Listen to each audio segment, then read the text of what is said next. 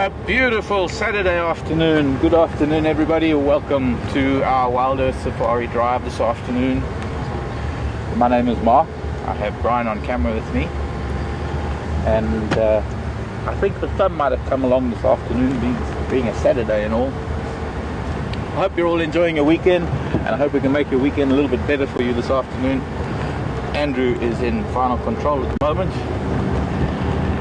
and Brent and Alex are in the other vehicle, and we'll cross over to them at some point. For now though, lovely hot afternoon, and on a hot afternoon like today we are going to have a look at some of the water holes and some of the dams, because I'm pretty sure that there's going to be some action. I think we'll start just popping down to Gari Dam, very much like we did yesterday afternoon. I think there might be some elephant. Always this time of the year we get a lot of elephant activity down at Jumel or Gari Dam, and quite often we actually can get to know some of the herds that come by every year. They seem to have I wouldn't say a routine, but they have a seasonal path. They have a seasonal rotation between here and the Kruger Park.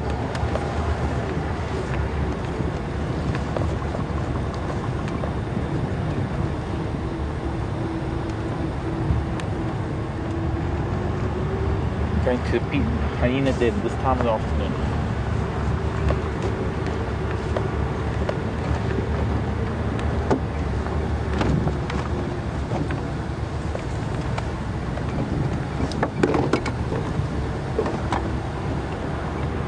Afternoon stations, marketing mobile.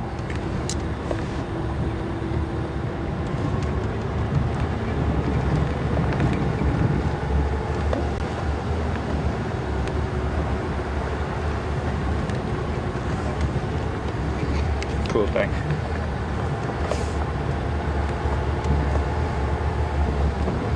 Ephraim again. Hi Ephraim, where did you leave that Ingwe this morning?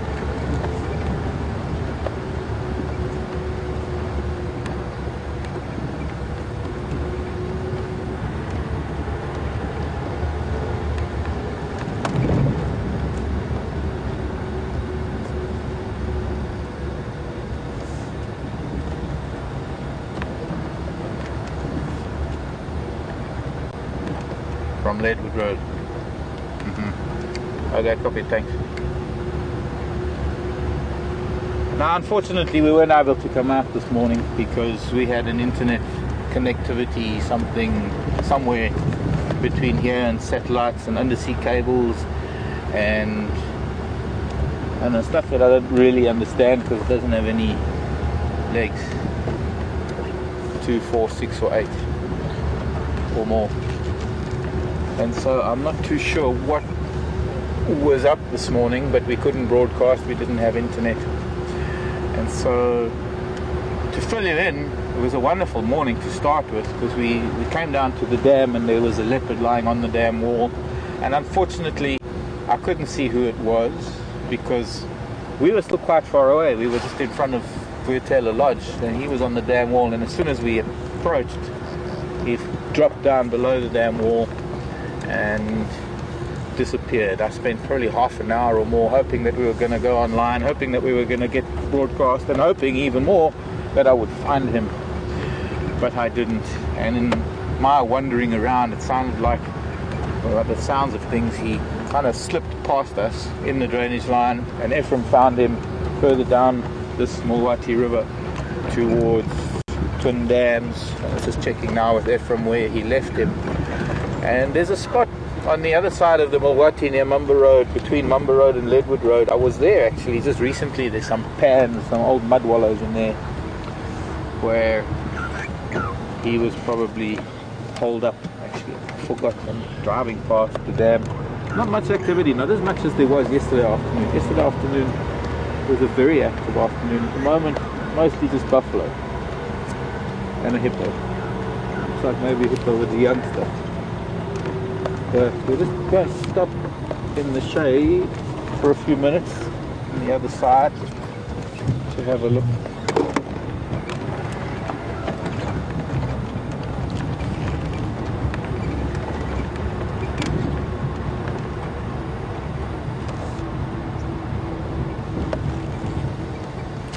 don't know if Hippo's got a youngster actually.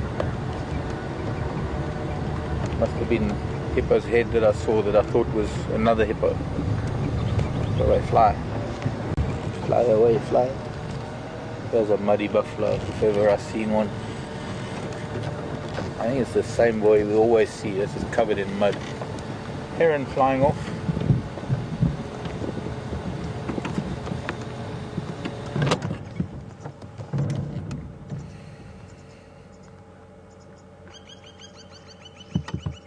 At least 20 buffalo that are here, but not much in the way of other wildlife. Hippo with a lovely big terrapin on his back. Oh, and the heron just landed there. I bet the heron wishes he was on the hippo's back. I've seen that sometimes, hippo carrying a heron, and then the hippo submerges itself just enough so that you can't see the hippo, but you see this heron sort of gliding along the surface of the water. Somewhat uncanny. I see some vervet monkeys hopping around further back.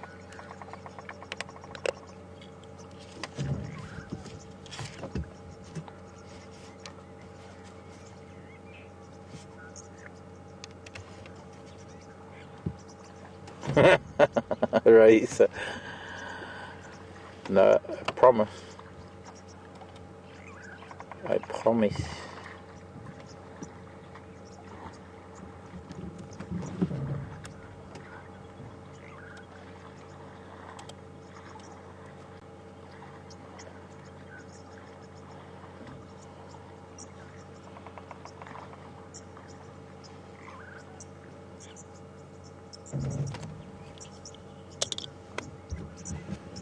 Quite an impressive buffalo, this, full of mud.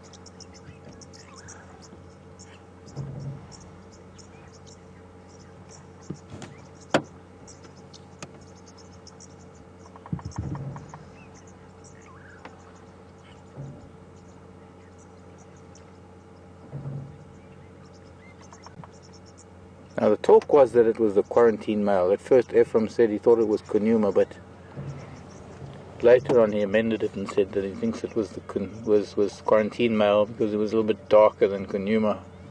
The only way to really settle it is to go down there and start nosing around and have a look.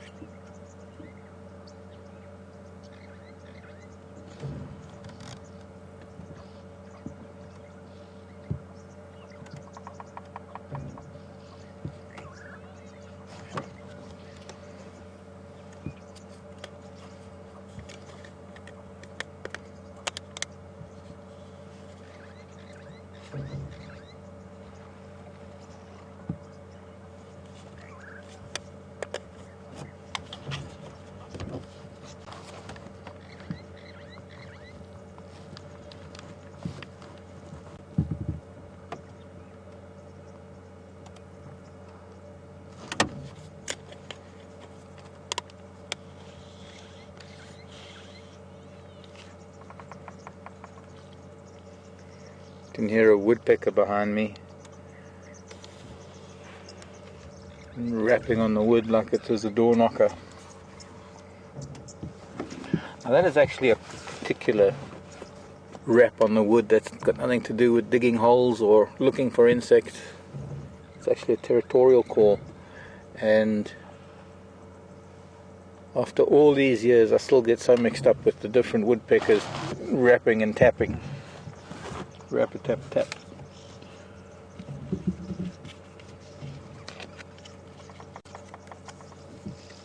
That's a short one. I wonder if that's maybe Bennett's.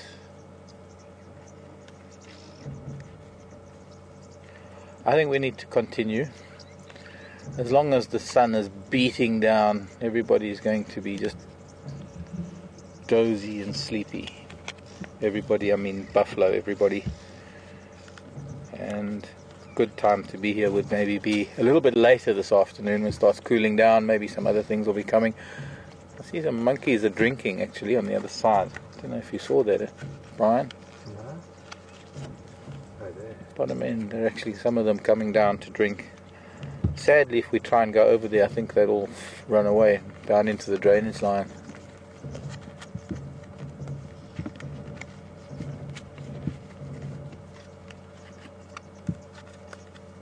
Just a little bit too far to zoom in nicely.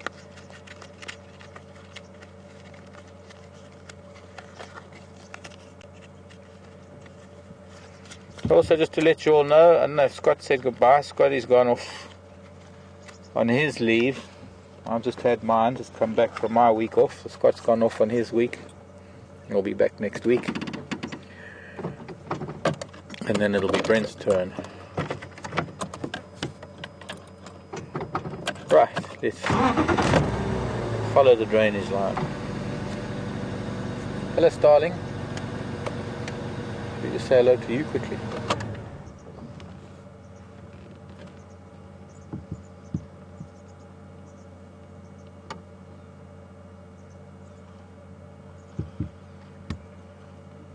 Only one starling in this part of the world with a dark eye, and that's the Burchell's starling.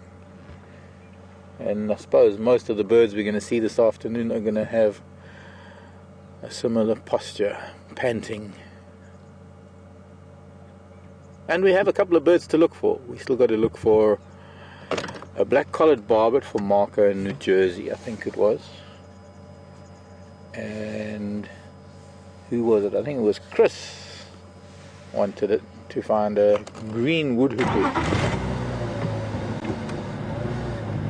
It's not something we can purposely look for. It's something that we can maybe come across if we're lucky, or if I hear them, we can at least stop and listen.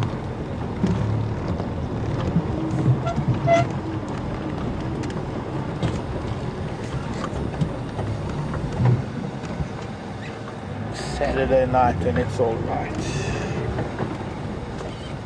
Now you pose, heron.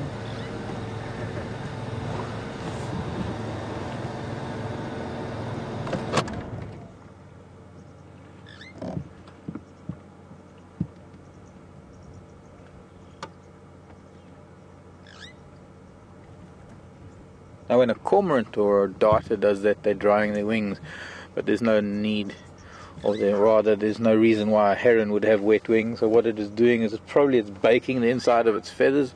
It helps, the heat helps with things like feather mites and perhaps lice, but also helps to bake the shaft of the feathers, strengthen the feathers. No doubt feathers very seldom get to see the light of day.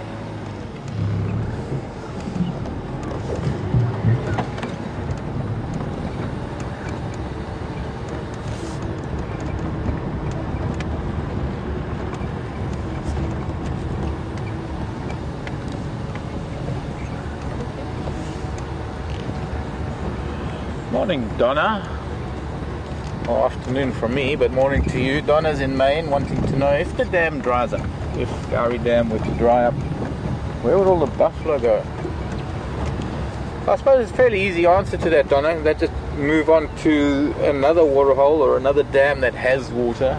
There are some larger water bodies around here. And you know what? it might very well happen. We've got a few more weeks left of what we call the wet season, but whether it's still going to rain or not is a big question. Oh, hang on.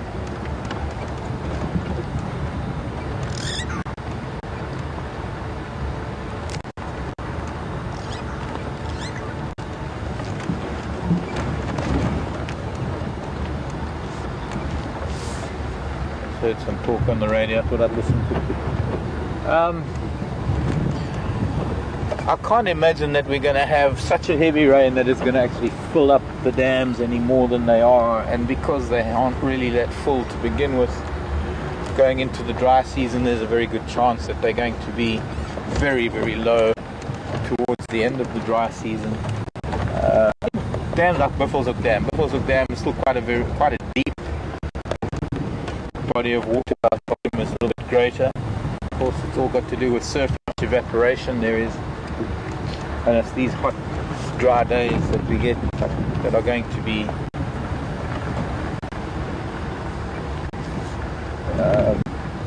the water holes will be losing most of their water very quickly at any rate. So I think we could maybe even expect, unfortunately we're not likely to be here through the dry season, but it would be interesting with the camera being here when it comes back. It would be interesting if the zoomies were to sort of take note, something on the edge of the water, take note of the gradual drop in the water level, and keep an eye on that. There are some much bigger dams north of us, south of us. There's Arathusa Dam, which is very, very big. That's not likely to dry up at all. On Chitwa there are big dams, and up on Buffelshoek that would take a severe drought to dry up. And I suppose what would happen is these boys would have to move to those areas, or they'd move down towards the Sand River, the Sabi River. I don't know if they'd get as far as the Sabi River though. It's down in the southern tip of the southern edge of the Sabi Sand. Probably enough buffalo down there anyway. But these buff don't move over very large distances. One of the reasons why we see these buffalo hanging around is because they've decided to leave the big breeding herds that, well, sadly we haven't seen any of them recently, but some of these big breeding herds of anywhere up to 500-600 individuals sometimes cannot stay in an area for too long. They need to constantly be on the move for better grazing, and these old boys would prefer to just lie around in the mud and find the little bit of grazing that they can. I need a piece of guarri. That one's too far and I'm too lazy to get up. Find some more. With the buffalo come these tiny little flies that are, I've mentioned it before, those of you who are new. Wonderful world here in Africa, but if you... Sure, the buffalo come with the flies, to be honest. The buffalo come with the flies? Yeah. Yeah, it would seem that way sometimes. The flies come with the buffalo. Actually, it's one of the reasons why they lie in the water sometimes, because the flies can't get to some of the areas on their body that irritate them the most. I've often seen buffalo actually putting their whole faces in the water to stop the flies getting up their noses, and I can empathize there, because I wish I could do the same sometimes. So I just need a little bit of a fly swatter, courtesy of the local guarri bush. You want something? Yeah, I'll give you a piece as well. Ow! Here's that tickle, and you end up slapping yourself in the face all the time. Sometimes even snort one up the nostril. Oh yes. Also, I've just come from an area where there's an overabundance from the marulas, I suppose. There's an overabundance of Drosophila fruit flies, and they have this annoying habit of buzzing around your face once and then do a loop and go straight up your nose. And it's the most ticklish thing of all. And you never know whether they come out again or whether they've gone into whether they've gone in. still. I'll deal with any number of insects any day just to be out here. Of course, it gets difficult up in East Africa when you've got tsetse flies because they're not ticklish. They hurt. They don't have the anesthetic that mosquitoes have.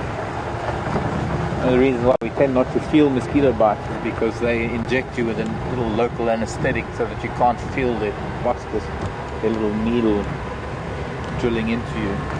Tsetse flies got a much bigger needle on the tip of its face through which it sucks blood, and they're not courteous enough to use an anesthetic, so it hurts.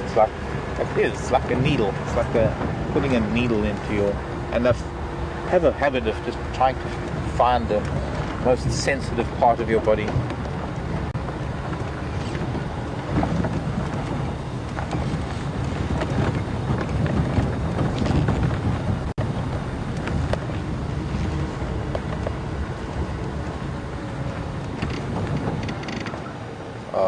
Green pan. Where's green pan?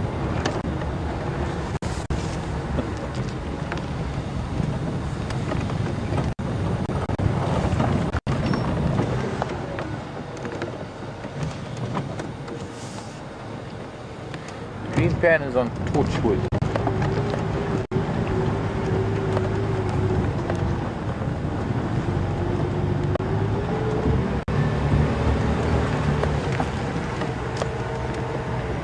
Can't boundaries, they're very far to the east.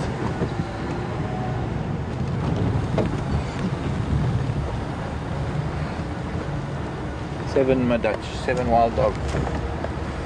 See, sometimes you just have to hold a branch, then you don't get any, you don't get any flies. I used to use a feather if I was working or sitting at a desk, and I just had to hold the feather, you know, none of them would bother me.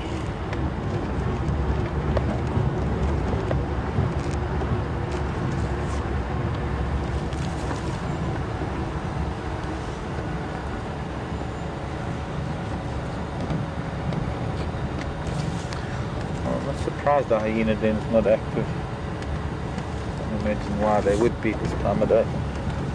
Now, just passing Chelapan, another buffalo in Chelapan. Oh, back. There's a lot of shouting, there's birds shouting. Not at the buffalo either. Although the lure is not shouting, there's a go-away bird.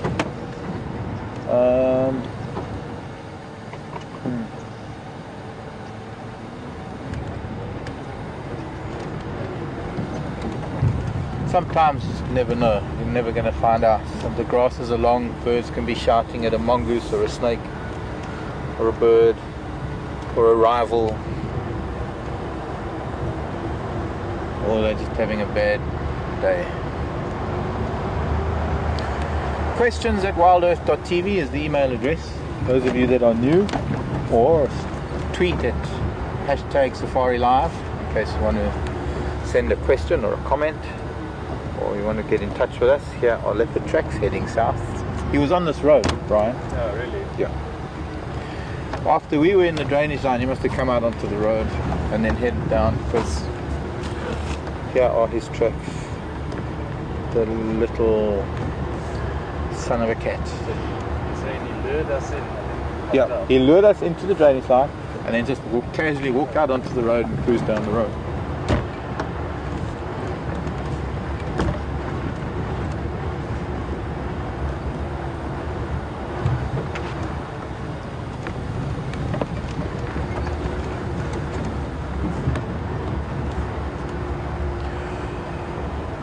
Question coming from Fiji. Hi Trent, haven't heard from you for a while. Trent is in Fiji. On Fiji. Is it in or on? I'd say it's on because it's an island, isn't it? Trent's saying that there were 7 wild dogs on Nkoro this morning. It would be the same wild dog, Trent, the same that they probably moved. I can see if they were on Nkoro, they would have moved north pretty much in a straight line, I suppose, if they're on the Kruger Park boundary onto Torchwood. And yeah, I'm sure that we would have seen that track here. there have been signs of two different packs here recently. There's the big pack of 14, which is the half-tail pack. And there's that pack. I'm not too sure if the total is 7. We shall have to wait. I think it's 2 packs that we actually have around here.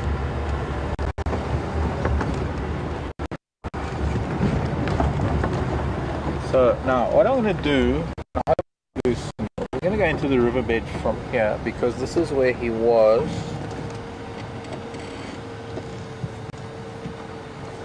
Drop back into the drainage line, back into the Mulwati after he was walking on Dams Road. Now, just on the other side of the Mulwati, going up Mamba Road. This is Mamba Road. Very thick stands of monkey orange. Teresa wants us to look at every now and then. It's just a little bit. In fact, there's a big torchwood up there. He was at that torchwood. You can see it. Let me get my finger going. There, that big tree there. Not this one here. Okay. But yeah, that's the big torchwood up there on. Followed elephants through there recently, and we've been in there a lot of few times actually in the past. Mishu and Duna, those mud pans. Hopefully things are going to be fine going through the riverbed, because I think being a hot day like today, he might have come back down to the riverbed. It is cooler down here, more shade, bigger trees, and perhaps the opportunity to snag a pushbuck or a low signal area.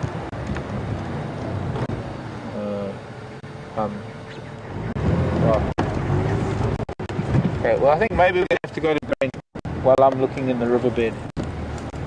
Normally it's fairly good here.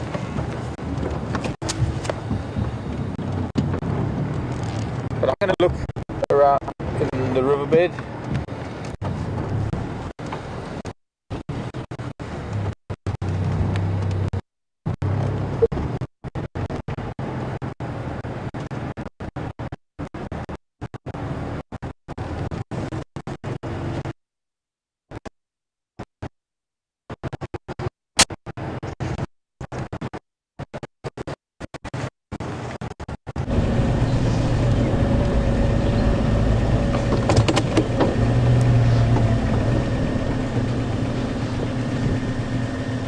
Good afternoon everyone, welcome on Drive. Brent here, and I've got Alex on camera and Andrew in FC, and then Mark and Brian on the other vehicle. Hopefully we're going to have a successful afternoon looking for some cats. Unfortunately we had issues this morning, but unfortunately those couldn't be helped, so we're just going to have to work twice as hard this afternoon to make up for it. I hope you guys enjoy it.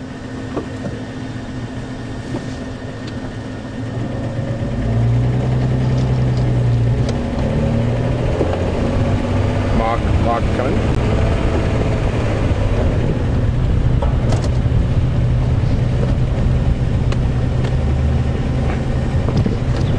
Afternoon, Mark. What area are you working at the moment?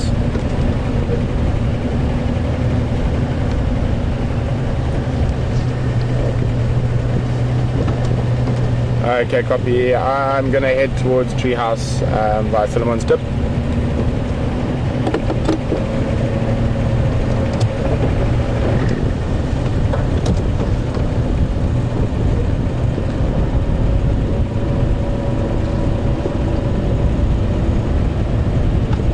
Nice and hot this afternoon, probably around 33, 34 degrees Celsius, which is about 90 odd Fahrenheit. So Mark's checking down in the Mulwati drainage for tracks of a female leopard. We're going to go check towards Treehouse Dam and around Philemon's Dip for the male leopard.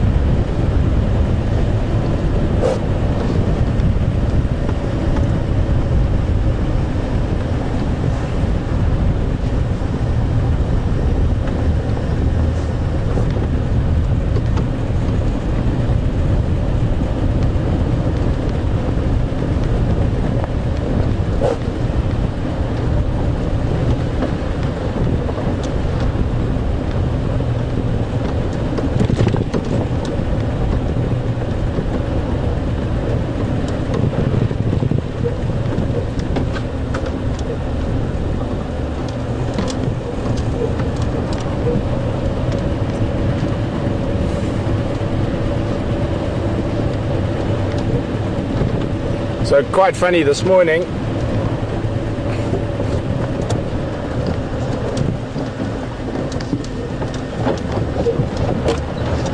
Sorry, go again.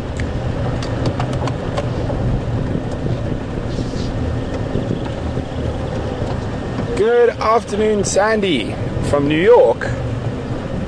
Oh, hello. Sandy would like to know, when the dry season hits, will the animals move elsewhere? Sandy, I'm going to get to your question in a second. I just need to have a close look at these tracks.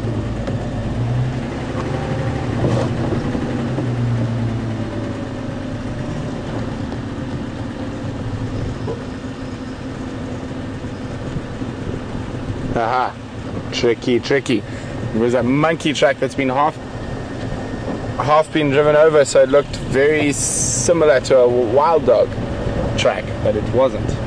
So, sorry, Sandy. Sandy would like to know.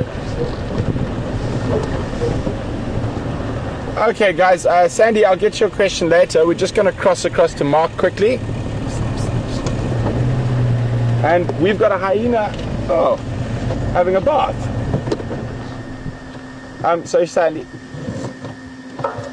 Very pregnant. Okay, guys, we're going to stay here with the hyena. We're going to cross straight to Mark. He's got something very interesting, and it's very close to our boundary. So we're going to go across to Mark right now.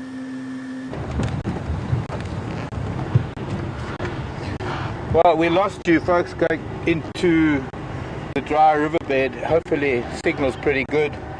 And I was hoping to find this leopard in the riverbed, and lo and behold, we come out here at Twin Dams, and Brian and I noticed at the same time these impala being very, very particular about where they were looking, and the next minute we just saw a cat. You want to play games, boy? Hello. Who says leopards don't get active in the heat of the day? Look at him. The impala, bachelor herd of impala on the other side of the dam, going crazy, and buffalo too. Mark, you go.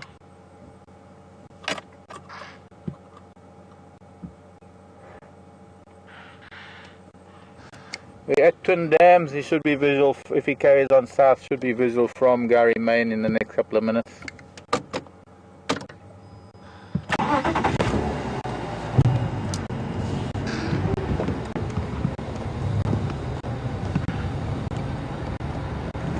Did you see how he was playing with it? He wanted a game. Mark, you go, Brian. Oh, sorry. Oh, he's going into the riverbed again. We can get there. I know exactly where he's going. He's going to a point, and I'm hoping that I'm going to be able to pick him up again. And I'm hoping that we're going to get signal down there, but I'm going to have to rush because he's going to a little promontory where I remember seeing one of the Majinga lines where it came around this bend and just almost a few feet above us, right next to us, was the male lion. Well, no, he wasn't so young, but the male lion was lying there. It looks like he might have made a play for one of these bachelor boy impala, but they kept their distance. They didn't even run away. They don't need to run away as long as they can keep an eye on the cat and shout at him. He's not going to be able to do anything. He's not going to be able to make any move because it's just a waste of energy. The element of surprise is gone. But hopefully, he's on the dam wall of the Twin Dam. Twin Dams is called Twin Dams because there were two. There was one here in the drainage line, and there was the dam that we know as Twin Dams. But somewhere along the line, this riverbed must have burst through the dam wall. So there's the dam wall that he was on just a minute ago. Go ahead, Peter. It's just come down the other side. So far, just me, lost visual. I'm trying to pick him up again. Okay, hopped over there. Just on the other side of the switch. Sorry, go again. Yeah, affirmative. Looks like he's heading. Well, he was heading down into the Mawati, so he's probably still going to head south from the Mawati.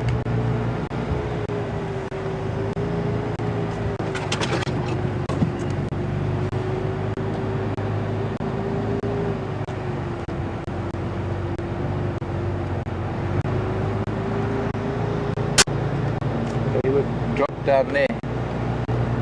Yeah.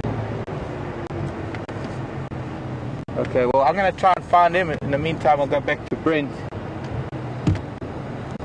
And hopefully we can find him again.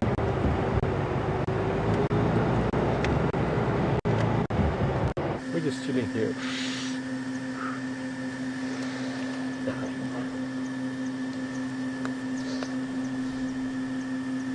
Welcome back, guys. Well, Mark's going to try find that leopard again. We've come to join me. Sorry, Sandy, back to your question, and then I'll move on to the lazy hyena. No, the animals in this area will migrate seasonally between water sources. They won't leave the area completely, so you will definitely find more elephants than that around certain areas, and some of the animals will travel for bigger distances to feed, but they don't migrate like the Serengeti or Masai Mara and leave the area completely. Here we have a hyena resting up in a little pan of water, Philemon's Dip. Hyenas frequently will rest in pans and water when it's hot and they have the opportunity. Another possibility and another thing that hyenas use these little bits of water for regularly is to cache food. So if they have a carcass that they cannot finish but they don't particularly want to share, so it's not big enough that they would call in the other clan members, what they'll do is they'll take pieces of that meat and store it in water ponds like this, and then they can come back at a later stage and feed on it. The reason they use water is because it masks the smell from other predators. Otherwise the other predators would be able to find it quite quickly.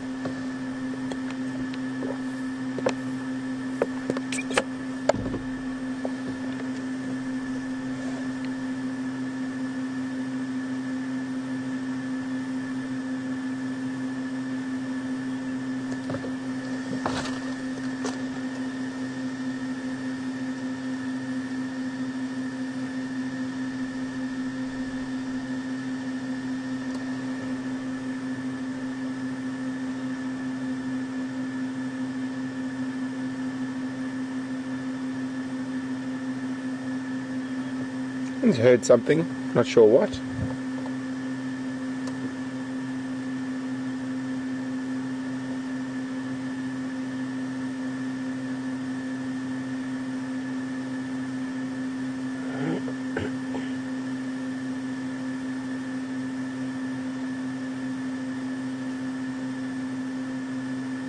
I don't know what he's hearing there, or she's hearing.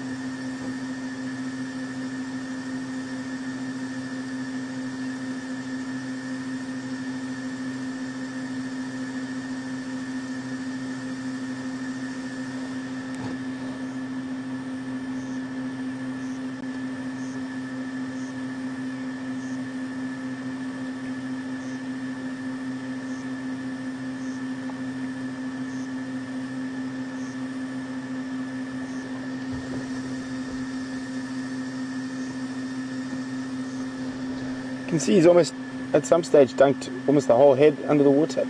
It's very interested in something close by here. Trying to get itself out of the nice cool mud.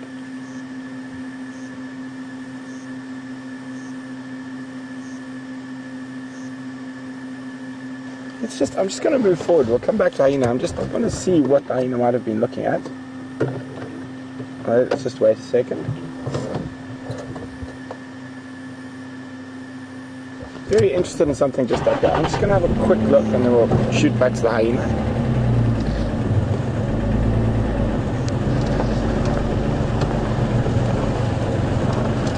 You never know.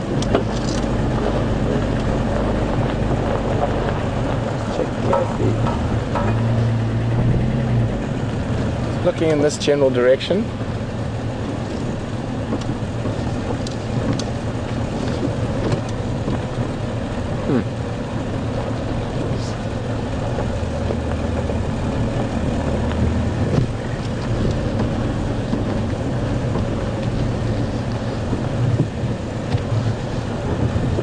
Can't see anything and there are no tracks. Maybe the hyena heard something that we can't hear.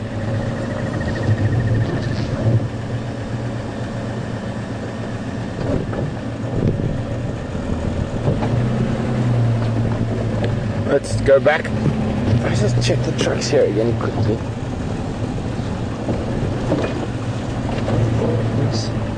Hyena tracks.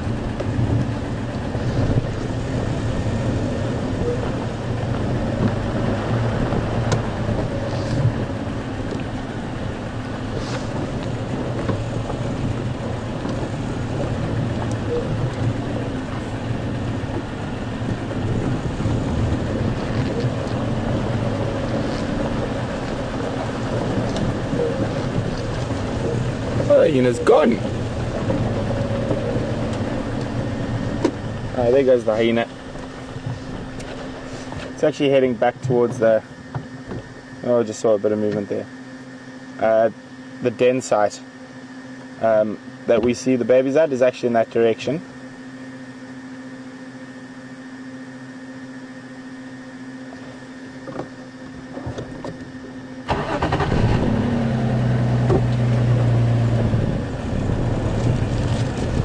Yeah, well, we're gonna continue on towards Treehouse.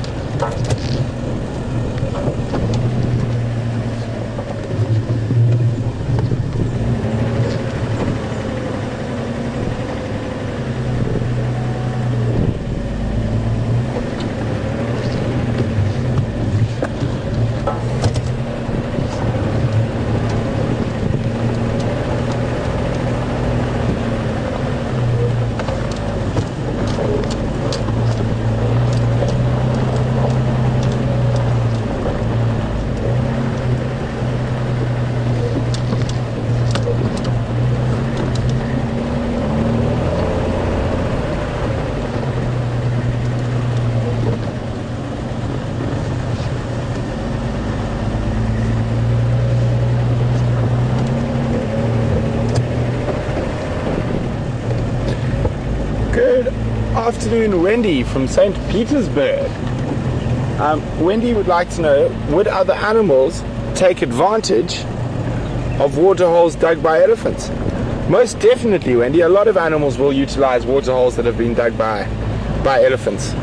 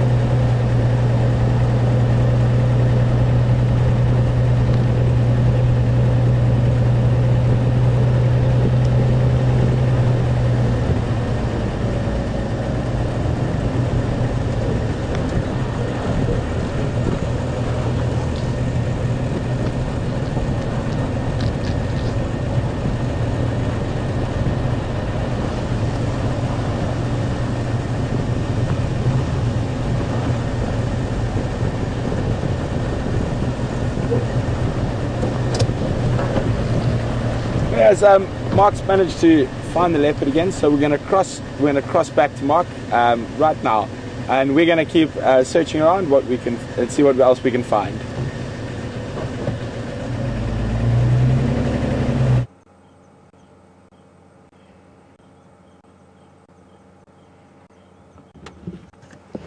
Okay, copy.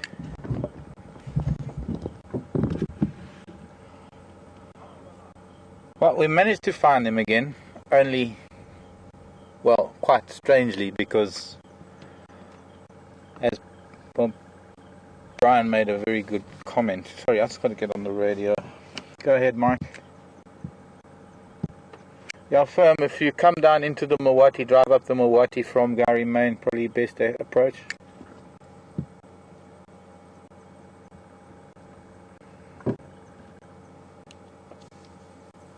I'd like to get a better view. It's very, very thick here, and he's likely to go in there. But we would drive. Brian said he saw him drop down off of the old dam wall. We drove past here a couple of minutes ago when you were with Brent. Didn't see him because we were a little bit lower than this, so we couldn't really. And he was lying in the grass. And as we were coming through a very, very tight area, I said to Brian, well, we can get in there, but I don't know how we'll get out. And, well, as we came through, he must have been lying in the grasses here. He got up and hissed at us. I would venture to say who he is, but I'd rather the viewers maybe have a guess as to who he is. There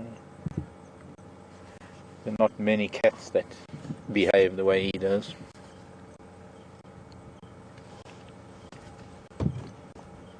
What I'm going to do, I'm going to try to drive down to the stand. Oh, he's coming back. Let's see where he goes. Okay, come, Boykie. Come back and you settle down before I move. And there we go. Settling down so we can change position. Conveniently lying behind a stand of thatched grasses. That might be about the best actually, in that little gap there, Brian. Perfect. Back a little bit. There we go. Saturday afternoon with a cat. What a wonderful day. What a wonderful weekend. Hope it's improving your weekend, everyone. Making up for lost time this morning.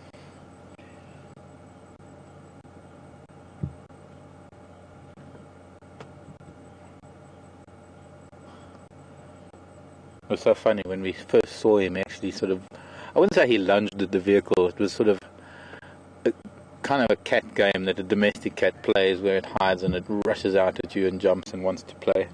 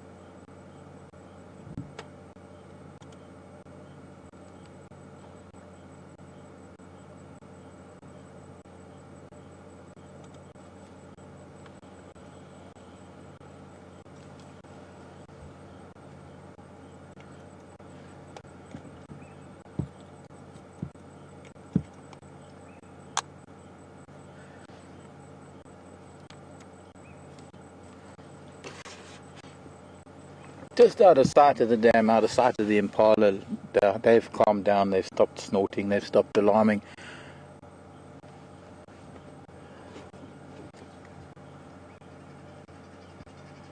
Okay, copy, sounds good.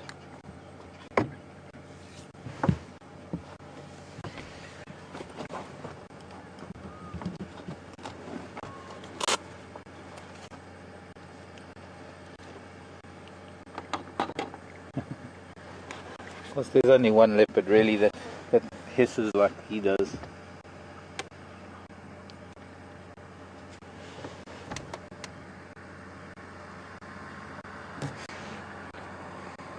Well, I don't know if you're going to get your mic, but you can always try.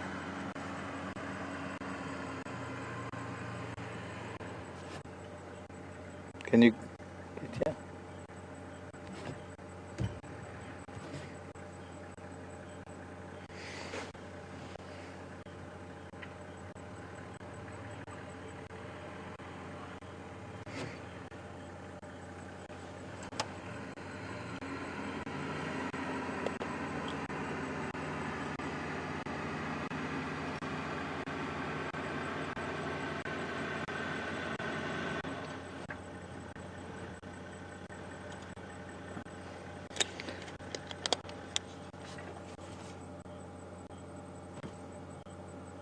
Can you see him? Bit awkward coming in from this side.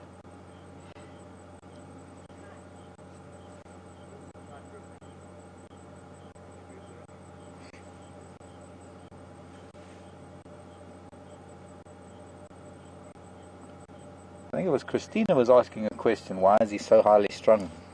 I don't know. I don't really think he's highly strung. I think he's just his personality. He's. Oh, sorry. I remember Mishu used to occasionally snarl, and there was a time when Karula was doing a lot of it as well.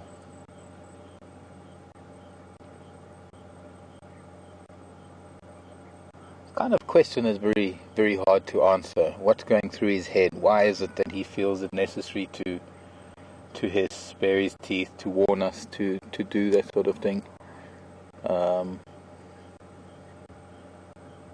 The thing is, in cat language, in cat body language, it's not really aggressive because his ears are not pointing back. His ears, when he's hissing, it's more like I don't know, it's hard to explain, but a leopard that is stressed and aggressive and, well, don't really like to use the word highly strung, but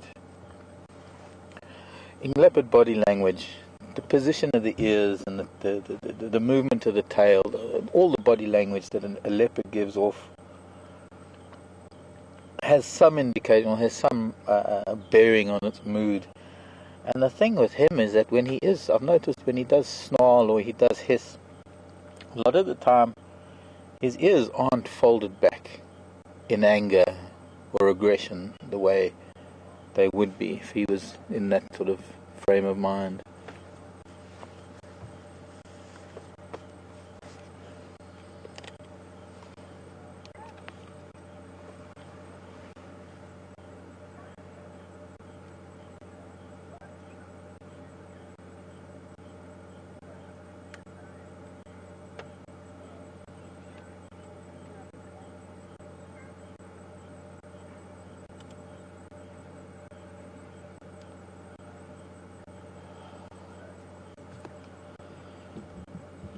I know this camera is funny. Lovely sharp picture.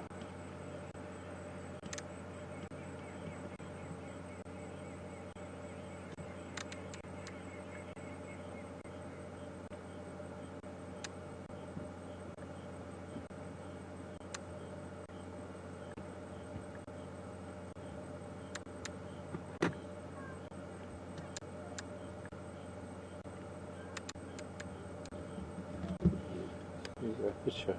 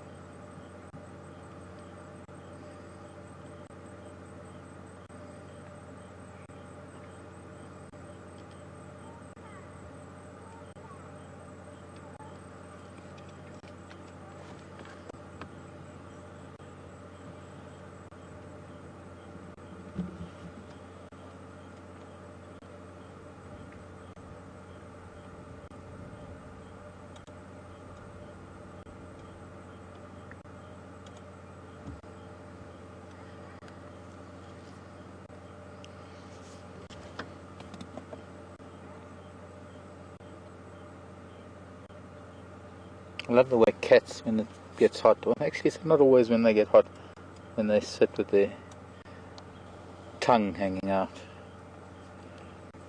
I used to have a cat that did that.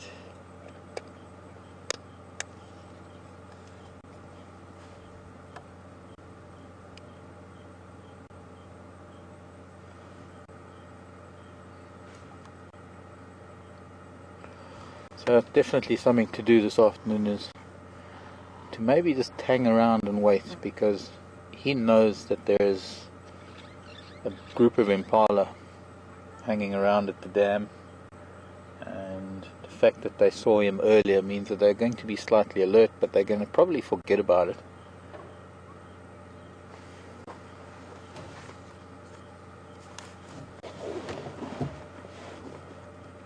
I do. Go ahead, Brent.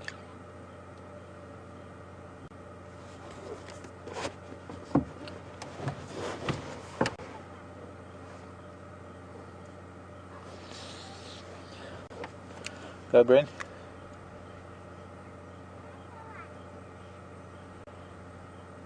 Who was calling me?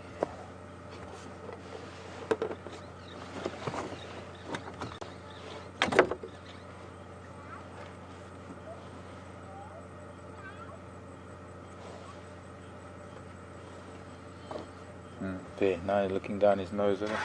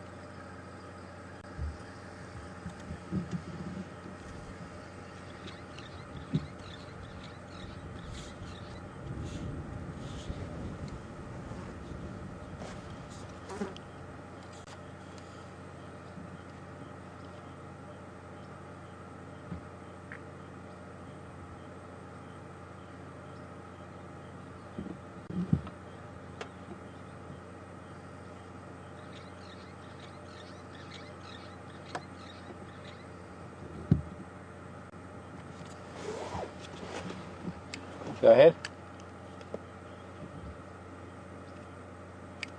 Mark, you go.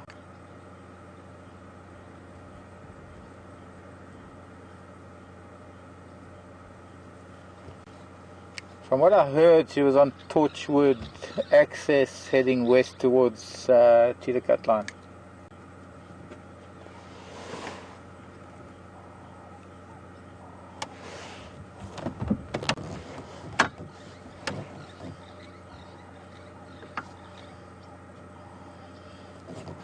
Well, this is on channel 2. Andrew, come in.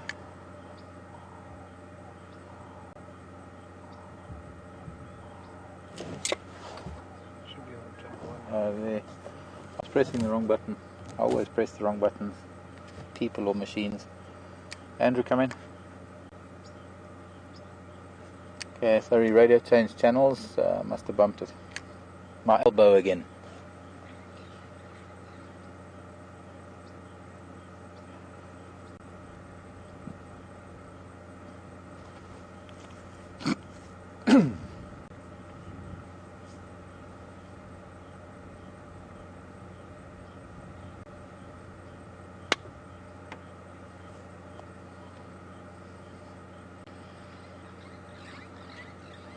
Tyler from Vermont. If a lion sleeps 20 hours a day, how long does a leopard sleep? 20 hours a day. Now I got it.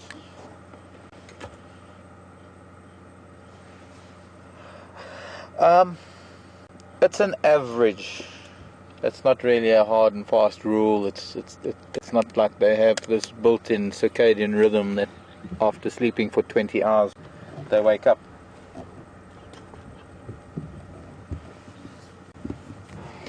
There is, however, a general thing that cats tend to be very energy conscientious, very energy conserving.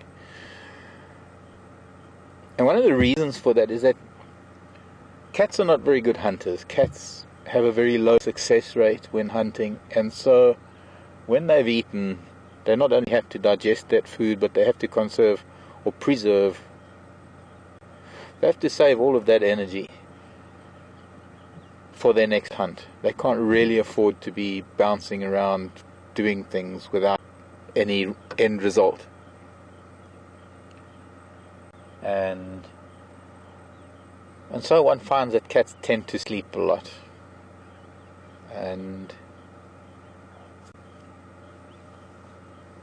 while lion, on one hand, because they live in groups, are likely to hunt larger prey, so in terms of the amount of food an individual gets might vary from that of a leopard, and a leopard might have, being a solitary hunter for the most part, has more time to consume a kill and more time to spend on it, thereby getting I'm getting tongue-tied here. I think a leopard, for the amount of energy that it puts out, gets a lot more back in. So maybe you'll find that leopard might be a little bit more active at times when lion are likely to be sleeping. But the other thing that is very evident in my observations is that leopard are likely to be moving around at the time when its competitors are least likely to be moving around at times of the day. Like now, when it is hot, we're not likely to see lion moving around this time of the day. We're not likely to see hyena moving around this time of day. And where there are high populations of lion and hyena, one is likely to find leopard actually hunting in the heat of the day, because there's less chance of their kill being stolen, or less chance of them being interrupted. But we have to remember that everything related to animal behavior can only be generalized to a certain extent, because every individual has a different mind, has a different manner, has a different personality, has a different way of doing things. So where one leopard might be sleeping 20 hours a day, another leopard might be sleeping 18. But even then, I'm very loath to apply sort of numbers to anything in terms of how much an animal eats and how often it eats, or how much it sleeps or how much it drinks. You will find these numbers in books, and I've always had a problem with that, because there isn't anything that is so routine that you can say for certain that is what happens. Doesn't it largely depend on the individual? Well, it does. It very much largely depends on the individual. But it's I try my best not to answer the question with that dreaded word, it depends. Yeah. But it does. Unfortunately, that is the way life is out here. Because it depends on what the leopard has been doing. It depends on what area the leopard is in. It depends on temperature. It depends on when its last kill was, how hungry it is, whether there's an opportunistic moment to hunt. There are so many things in a leopard's life that mean that maybe he doesn't like me talking. You're going to come and jump on the car. Hello, little boy. Going into the sand, onto the sand. I should have my camera ready, and I haven't.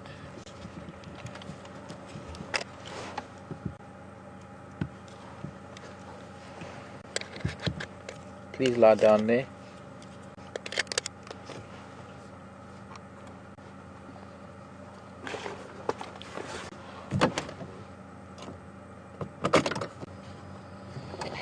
Peter, come in.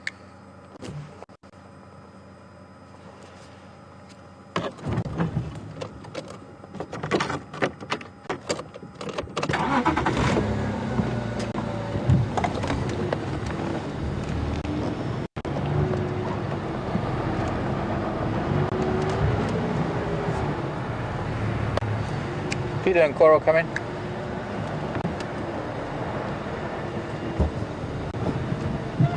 All stations Ingrid now mobile down the Mulwati towards Gary Main if anyone's interested.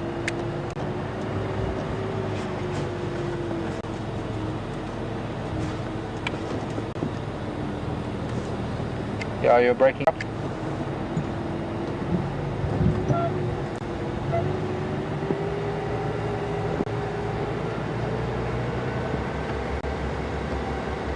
Okay, copy. There's stone dimmer in the bottom.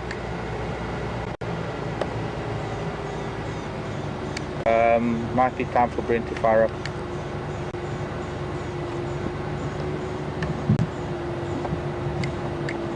Although not necessarily, but I might lose him.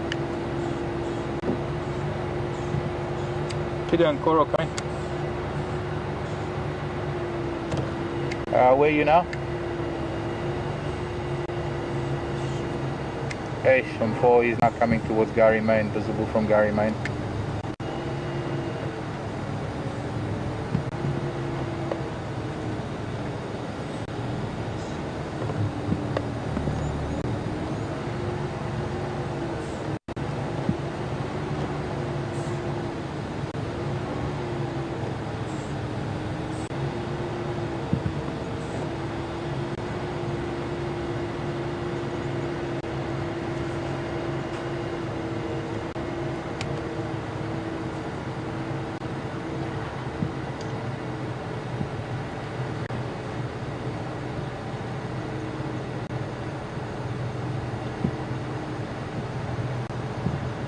Elvis, please don't block him there.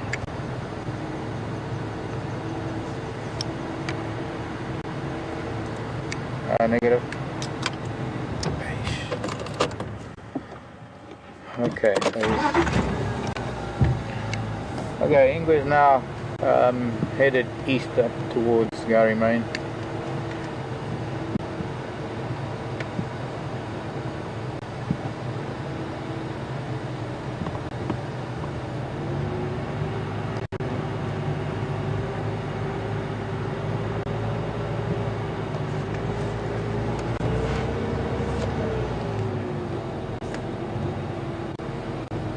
Yes, thank you.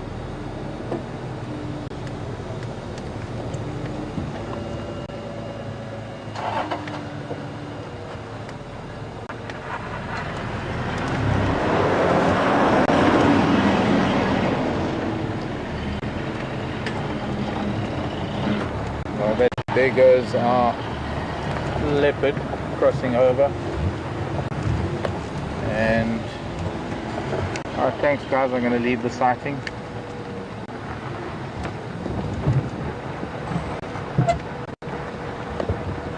At least I think so. Unfortunately I can't go further up. The vehicles have stopped where he's just crossed onto Little Gowrie. And I guess I have to relinquish the sighting. We can't follow him, unfortunately.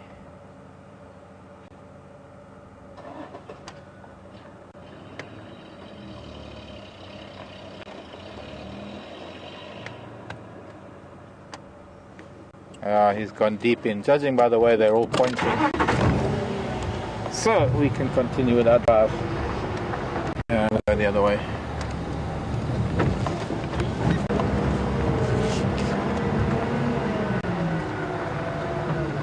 Oh, I'm not. Into the sun for a little bit and then we'll see where we can get to. We were lucky, we had a really nice time with him. Unfortunately, he's decided to move further south. So, well, excuse my shades. It's very, very bright. So, sorry to have my sunglasses on, but it's burning my eyes today. A little bit of cloud making it very, very bright. Wonderful to catch a leopard this time of the day. I was wondering if I managed to address all questions that would come in.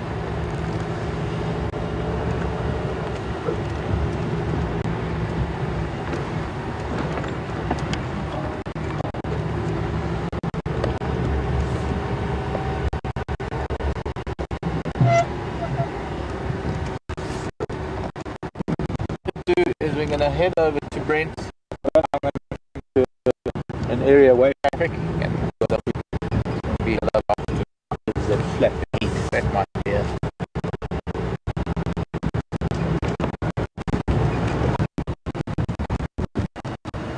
Who is, me or Brent? I have given a link.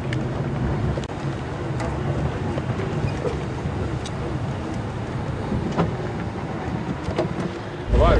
I don't know.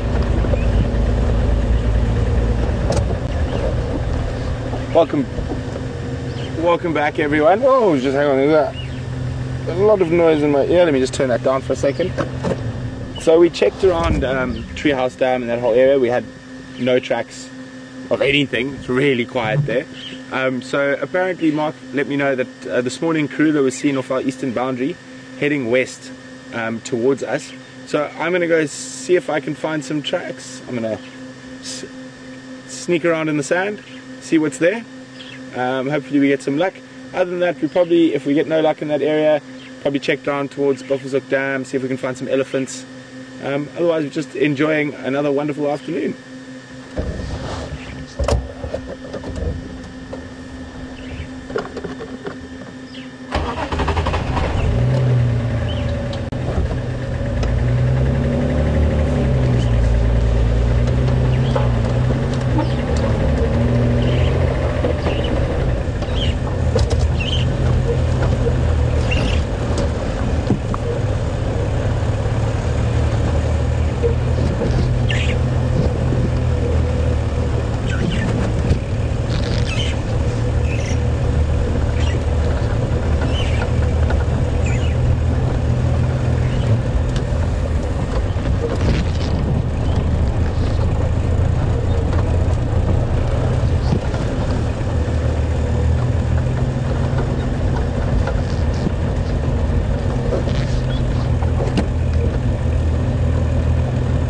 Central Drakensberger Junction.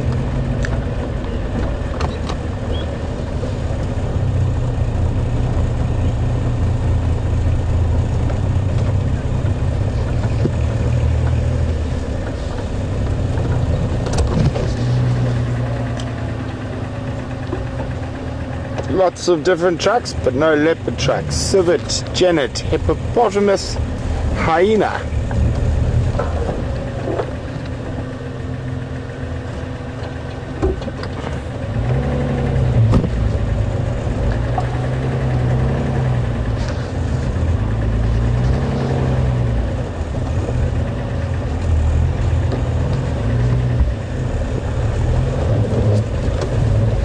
And a baboon.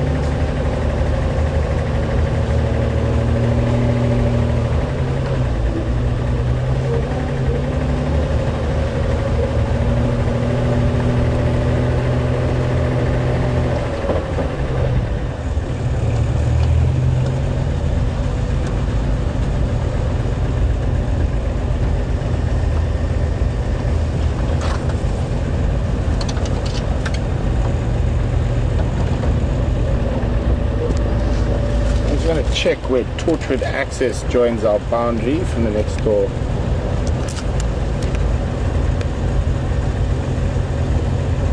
It's to the right.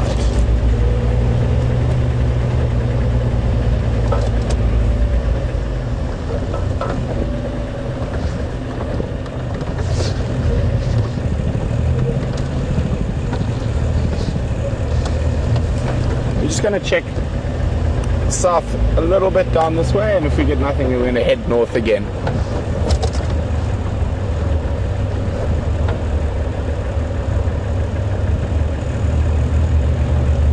It's always more difficult checking these boundaries and access roads because they get used a lot more, and a lot of people are doing maintenance or whatnot, so they're not really looking for tracks. That's why if I am going to drive these roads in the mornings, I try to be the first vehicle on the road. So to speak, the newspaper is hot off the press.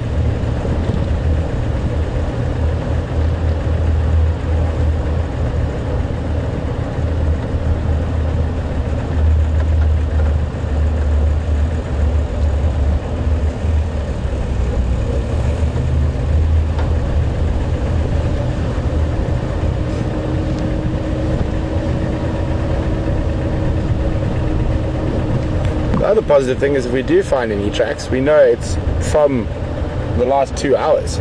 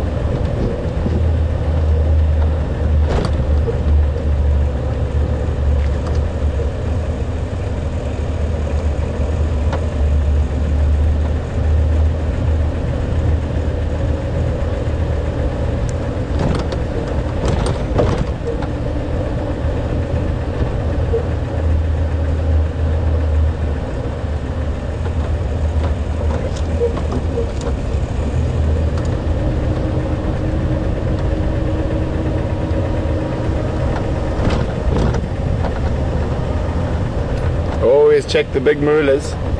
Might just see a leopard silhouette. You never know. So here's the access road. So she was seen last a little bit to our east here. Just want to check if she's come across.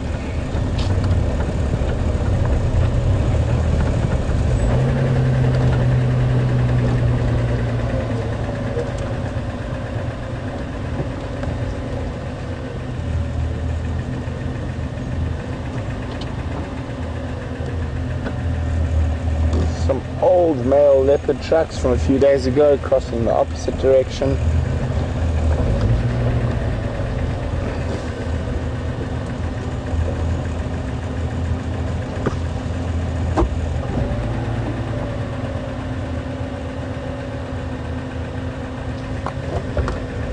I'm just going to turn the vehicle around. There's some funny looking tracks there I want to have a bit of a closer look at.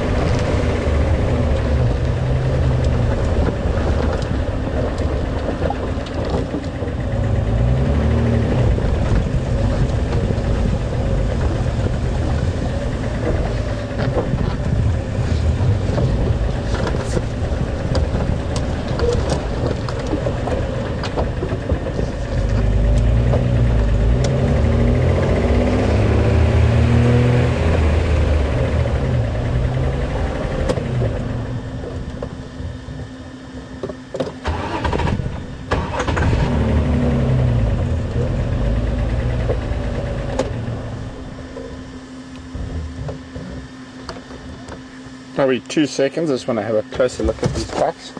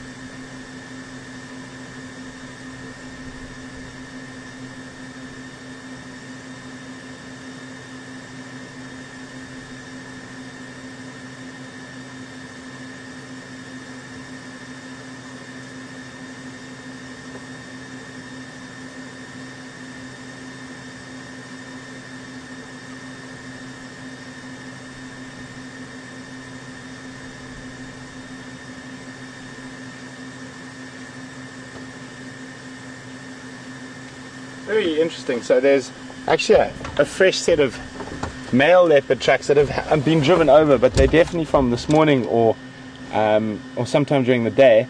But there's at this intersection, there's been a lot of vehicles.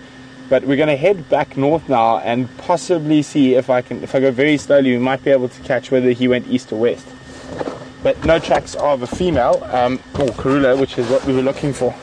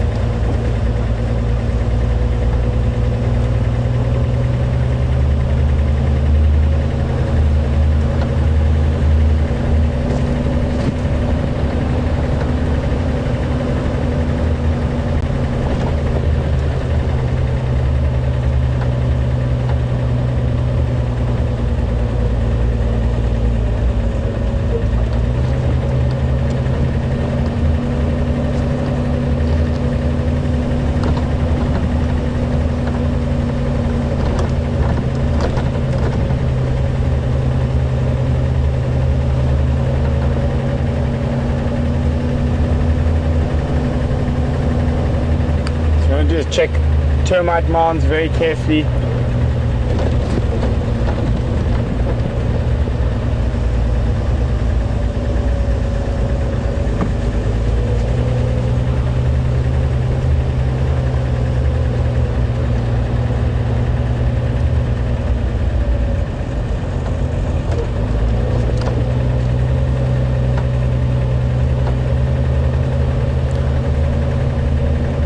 Good afternoon, Michelle from Massachusetts. Welcome on Drive.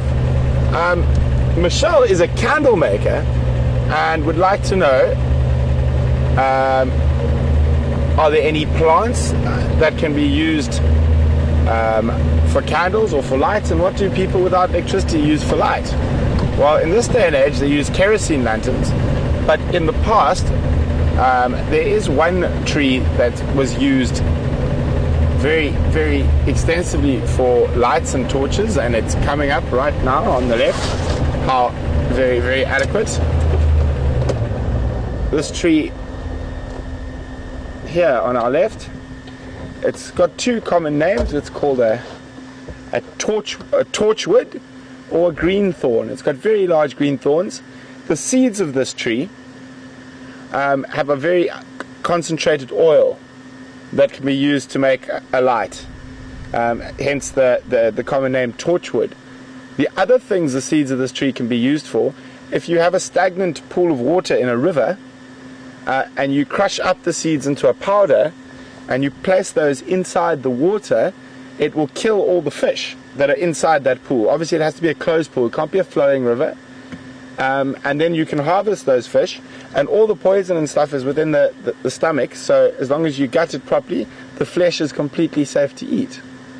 But other than that, I'm not sure of any other trees that or plants that were used for light or candle making. The original Dutch settlers and British settlers used to use animal fat, specifically hippopotamus and eland were two of the favorites for candle making. And soap, for making soap as well. But yeah, that's the only tree I know of for sure that was used for light purposes.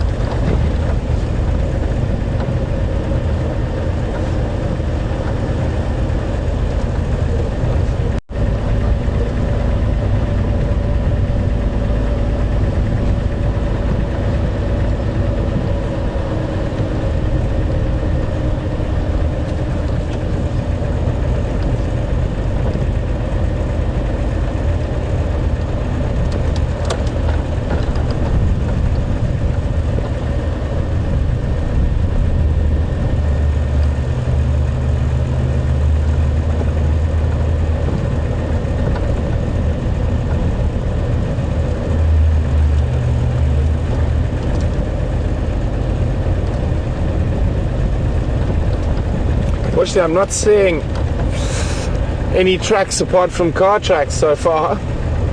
Oh, elephant! There's an Ellie walking down the road. Said we were going to look for elephants if we didn't find any leopards. And an impala and a nyala in front of the elephant.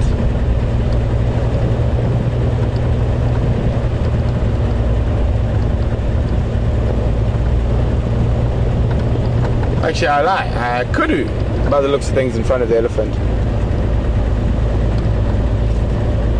Look, so far it looks to be a lone Ellie bull. Gave the kudu a bit of a shoe. Out of my way, kudu.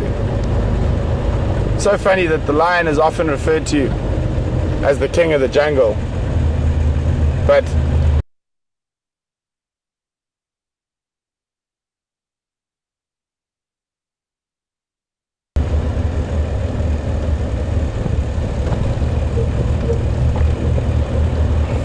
oh, he's a nice boy.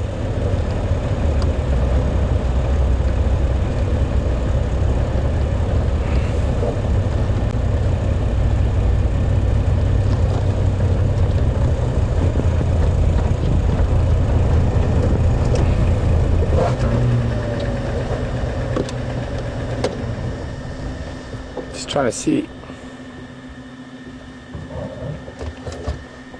Doesn't look like he's in must at all. Just strolling.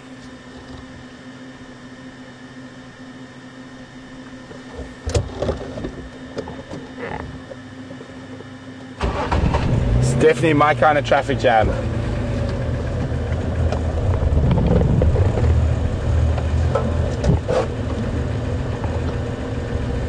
Thought I got a whiff of musk, but as I say, I'm trying to have a look at his tracks, whether there's those very distinct dribbles that from the penal sheath, but I can't see any. But I think I got a whiff, but I can't see any secretions from the penal sheath.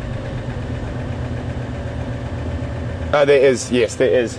So he is in must. I thought I smelt it. Very difficult to see. I obviously wasn't looking at the tracks well enough, but I can see dripping from the penal sheath. And that's a sure sign they're in must. I mean, their testosterone increases incredibly at this when they're in this period. So what he's doing now is he's on the march, looking for some ladies, cruising the cheetah cat line.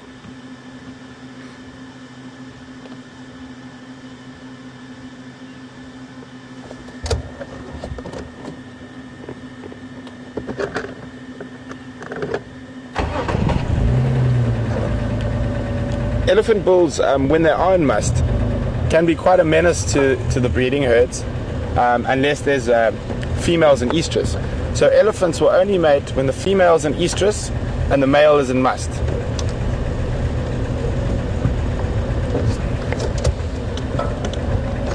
Let's try to see if we can see.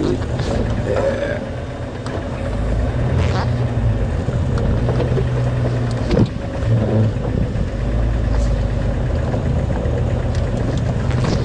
Alex, I don't know if I'm too close for you to get onto that. Let me just move a bit.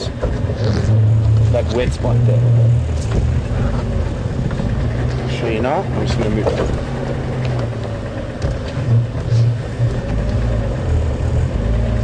There, you see next to that elephant footprint, there's that dribbles.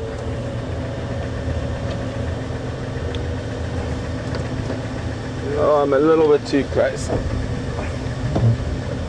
If I do that, no, even with.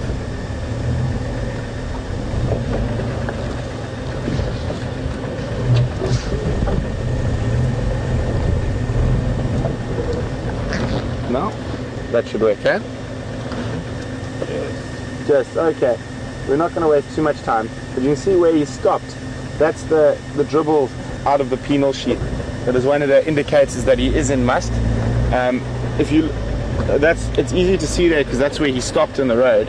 But normally with the tracks, like if you're tracking an elephant on foot and you start seeing those little dribbles around his tracks, you know you should probably not try walk into that elephant bull at that time. just in case. His hormones are raging, and they can be a bit temperamental when they're in this state. But most of the time they're completely fine. But on foot, everything's different. You have to be that much more careful.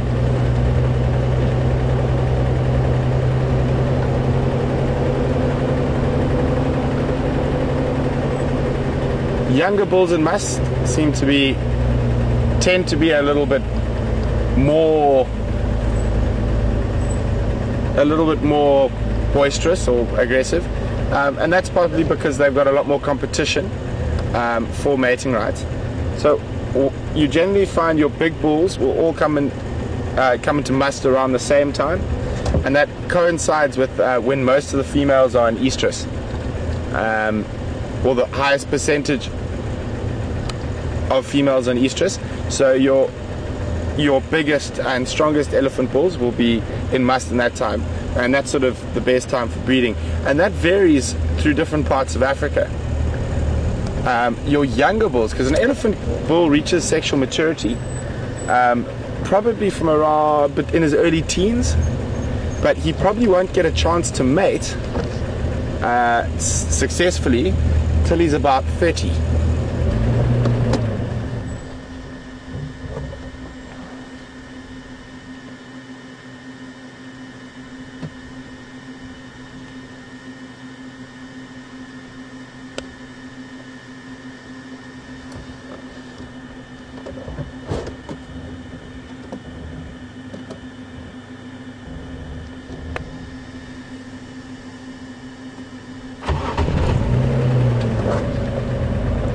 Good afternoon, Diane.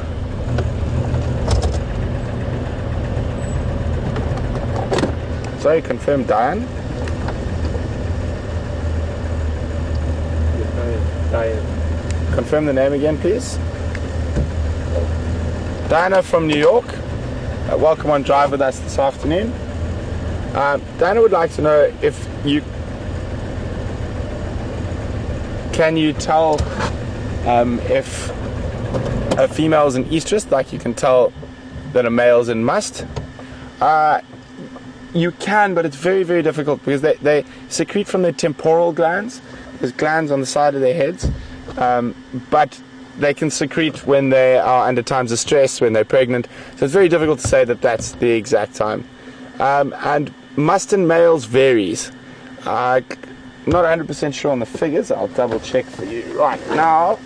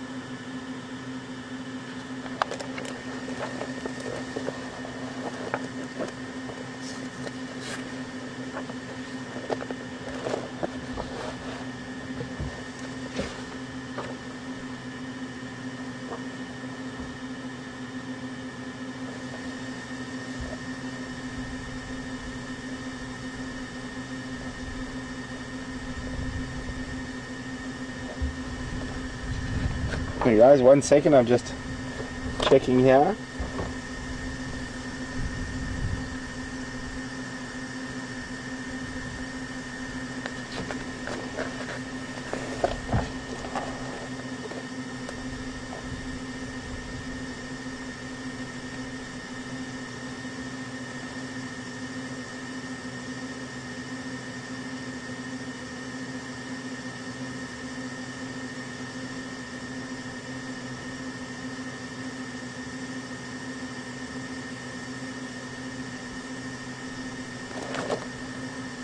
Yeah, I'm just going to catch up with them and then I'll keep checking in my book.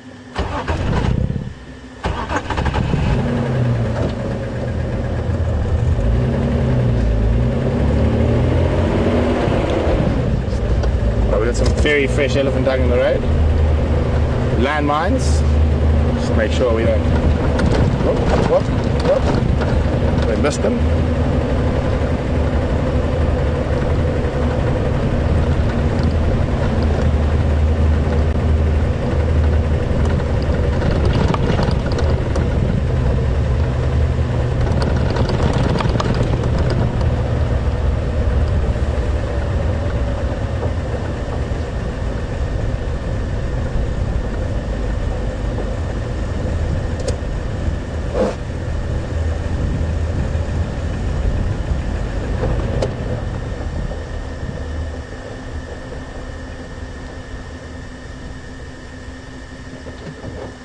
Okay, if you zoom in on the penal sheath there, before he turns, he's going to turn. Just keep going in, he might turn sideways again. You can actually see the dripping, there we go. You can actually see the dripping from the penal sheath when he stood sideways there. Okay, sorry, let me just double check here.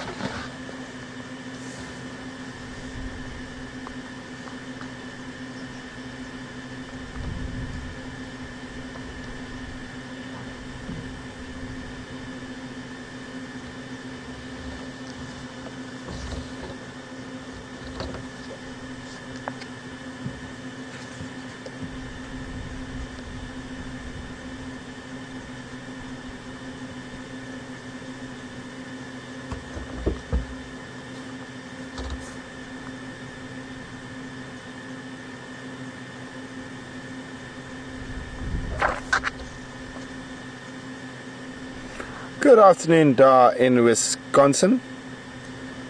Sorry guys, I'm going to keep up with him, and then maybe once when we stop following him, I'll check on that, how long they must for. Dar would like to know how many times an elephant will mate with the same cow. I was just actually reading past that page right now. The females actually mate with a number of bulls, and it's quite unusual for to mate with the same bull more than once. But it has been recorded that she can mate with the same bull multiple times, but it's rather an exception to the norm.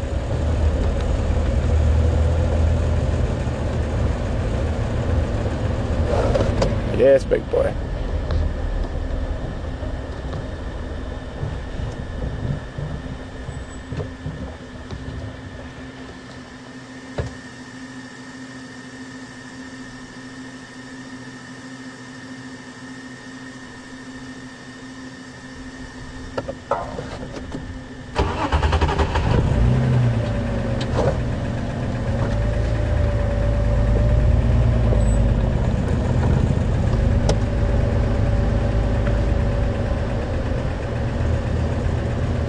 Good afternoon, Joyce from New Hampshire.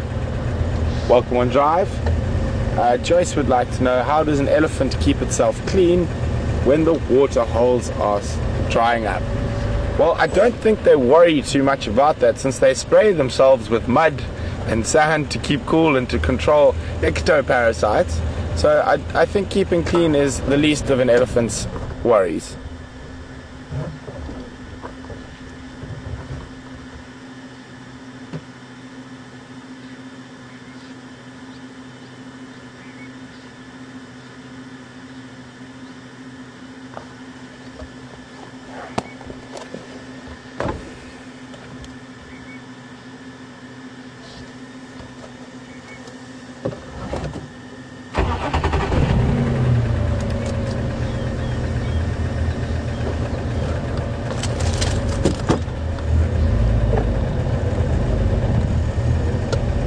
One Madura and Drove in Must, Mobile North, Cheetah Cut Line, very close to Buffalo's Hook Cut Line.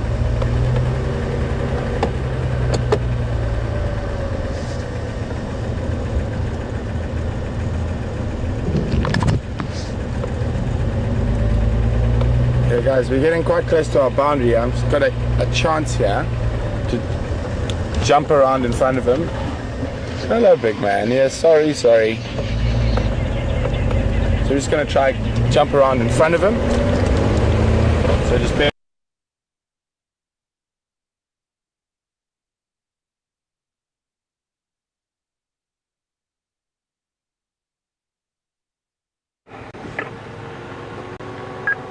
We've had a crash. Had a crash. I'm coming to you, Mark. 3, 2, 1. How are you? I'm very well. Good. This was a nice video. Yes. Good. Thank you. Hi everyone.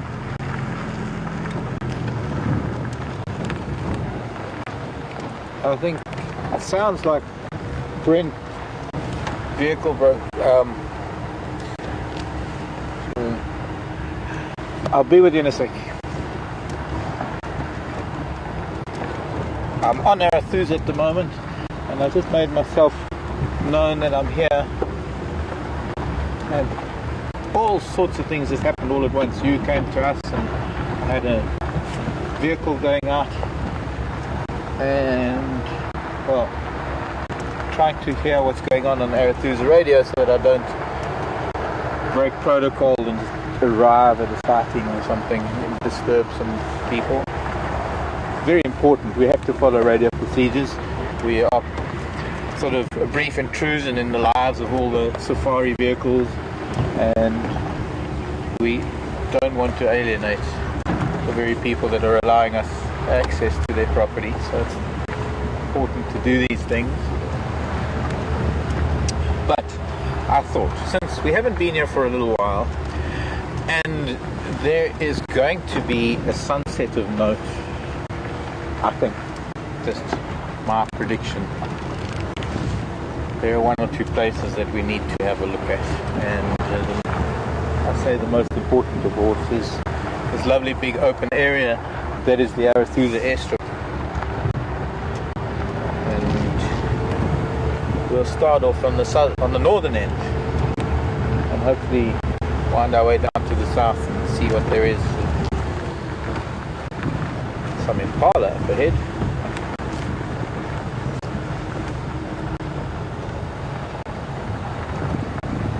So now, these impala would have been in much thicker vegetation down there in the drainage. Oh, there's waterbuck too, young male waterbuck. Much like the impala, these animals are slowly making their way out onto the open grassland that is surrounding the airstrip, the lovely big open area. And albeit artificial, it's still the kind of habitat that these animals need in the evenings, because, well, the moon's going to be pretty late. It's going to be pretty dark until midnight before the moon rises. Lovely big waterbuck. There's some others deeper in the Gwari thicket. We'll get to see them as they maybe come out.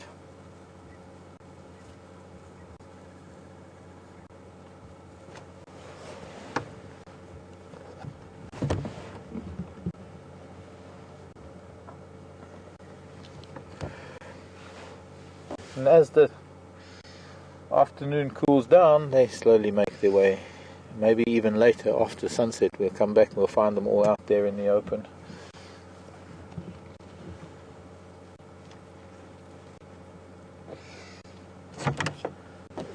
Oh, I left my binoculars in Ziga.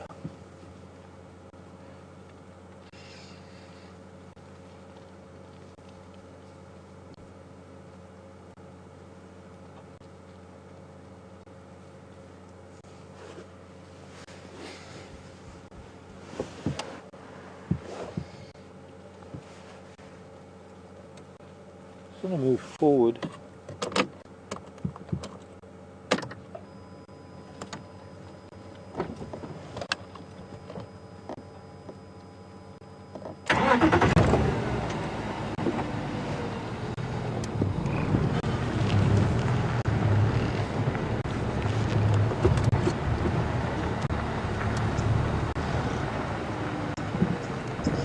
Oxpeckers that I'm hearing. Hello children. Big herd of impala. I'm going to leave them browsing because I know we're going to see them coming out into the open in a little while. And that little group is but a fraction of the whole herd. Very large herd.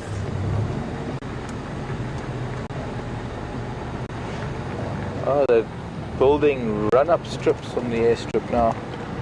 Concrete bases for planes to do a run-up.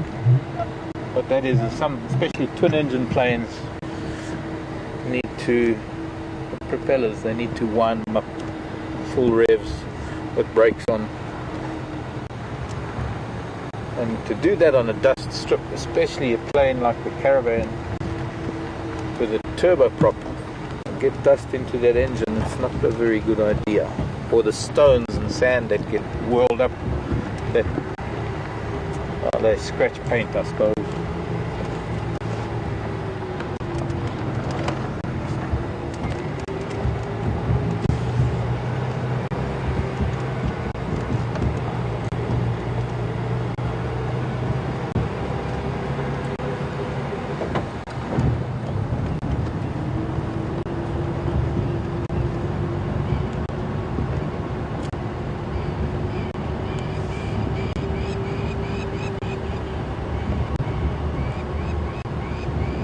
I'm not sure if you can notice it. For those of the viewers out there that have been with us for a little while and you've been on these drives, you can see that the grasses are very short along the edges of the airstrip. They've been cut, tractor and a slasher. Very important, because the last thing you want to have happen is an animal running onto the airstrip at the last minute, so it gives better visibility. Unfortunately, what it does is it opens it up and makes animals want to be here more because there are shorter grasses. But as long as it's daylight and it's warm, not likely to be animals on the airstrip. They come out later in the evenings. Although I've had some pretty hair-raising experiences. I think most of the places that I've lived in other parts of Africa,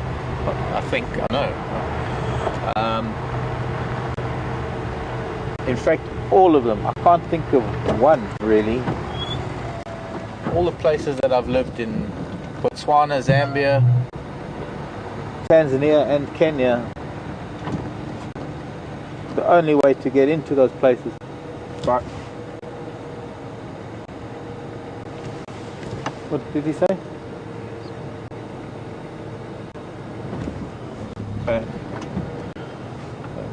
Getting confused with radio talk. Is that a dark shape over there? 9 o'clock.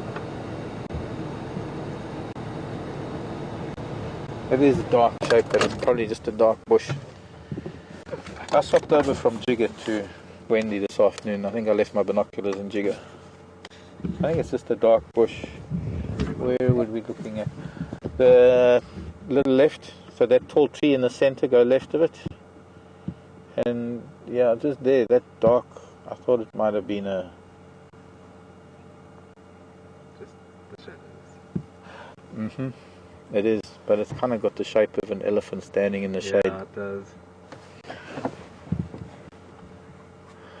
But yes, as I was saying, everywhere else that I've lived in other parts of Africa, the only way to get in, other than several days' drive, was by small plane. And it was up to me pretty much all the time to be able to be at the airstrip before a plane arrived. And these are a lot smaller planes, or they were in those days, smaller planes than you have now. Now, the Cessna Caravan is the plane of choice, even up in East Africa now. But in the old days, it was 172s and 206s, little 4- and 6-seater planes, basically like a little VW Beetle with wings on it. In the case of the 172, it's more like a little Mini with wings in terms of space. And they're very delicate little planes, so you can't really have any animal, even if it's a bird, on the airstrip.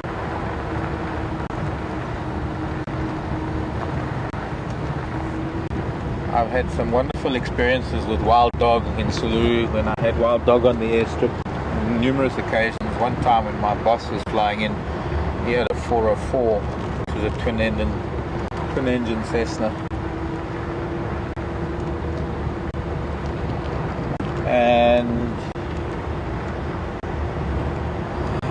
I knew he was coming in, and he would come in early in the morning, and it was still quite cool, and the wild dog were on the airstrip.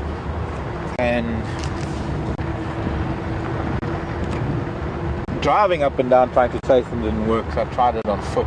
And of course they'd run off into the bush, and then I'd turn around and go back to where the plane would stop. And then they'd come back onto the airstrip, further up the airstrip, to see where I was and to see what I was doing. And I played that game when Charles had to circle the airstrip 3 times because the dogs wouldn't leave the airstrip. There've been an odd, unfortunate accident or incident. Last-minute animals coming onto the airstrip. Shocking experience with an Egyptian goose that came out of nowhere and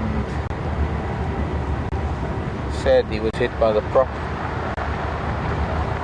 And then there are always the odd pilot error things where sometimes pilot comes in a bit too fast and runs off the end of the strip. But I think a handful of incidents compared to the number of planes that land on these little dust strips, and of course the experience of those pilots to be able to do so. Just by the way, we have finalized that we are allowed back on Arathusa. I think maybe Andrew's mentioned something. It sounds like there's some questions being asked, but yes, we are able to come back to Arathusa. Well, I don't know what happened. It wasn't that we were not allowed. I think it was with the drives being extended. I think it was needed to be ironed out, whether or not the traversing on Arathusa was extended along with the drive. So I think we needed to finalize that rather than assume. I see some warthog and a beautiful sky, and unfortunately some other people have got the same idea to come and have a sundowner.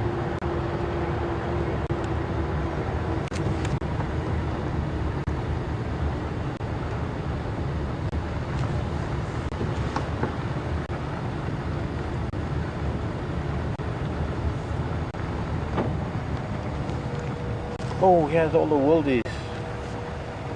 Are we going to turn around? We're going to have to turn around. I don't. Fortunately,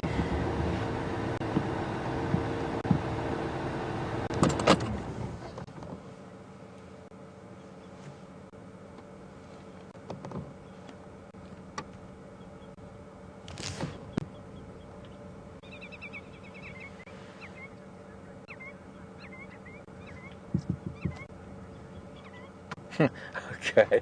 Andrew's saying that Twitter's a buzz, Twitter's a tweet, Twitter's a Twitter. With Brent crashing the vehicle.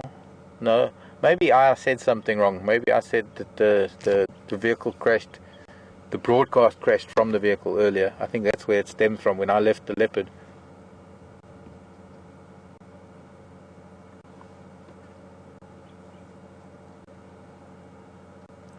So, unfortunately, I'd love to sit and watch the wildies, and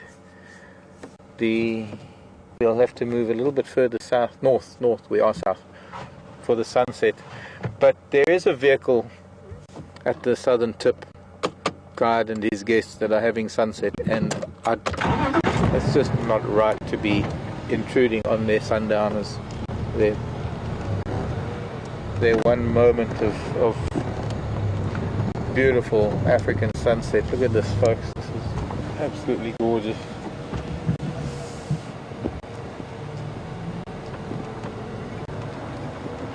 So we'll just move a little bit further north, away from them. We'll still have a lovely sunset.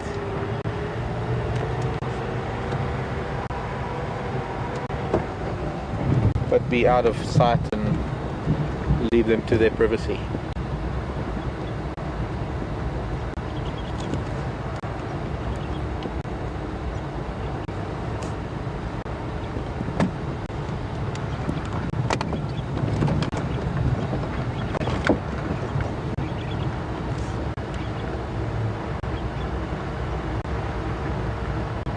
Lots of zebra dung. There appeared to be a lot of zebra around too. That might also only come out again in the evening. The wildebeest are out already.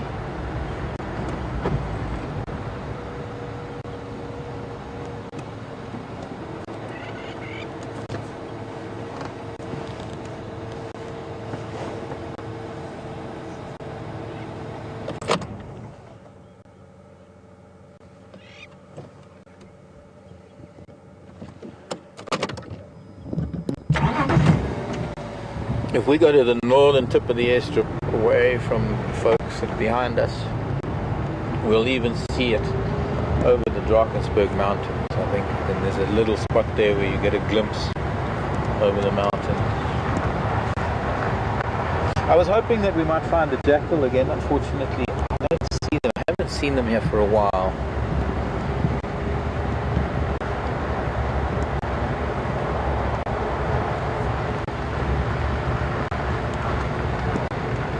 And I would have thought that the grass is being cut, they're likely to come back again. Now, ideal jackal habitat. There was a pair of side-striped jackal living here during the early summer months.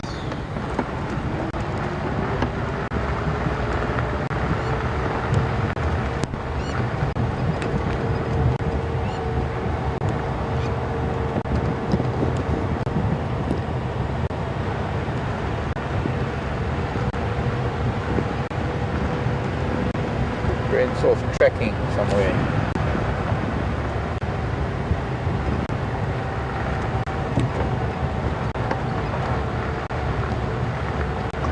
Wonder what he's tracking.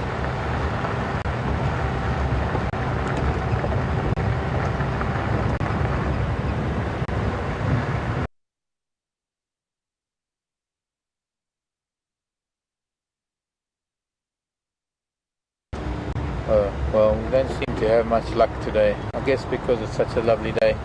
There is a vehicle on the northern end of the airstrip.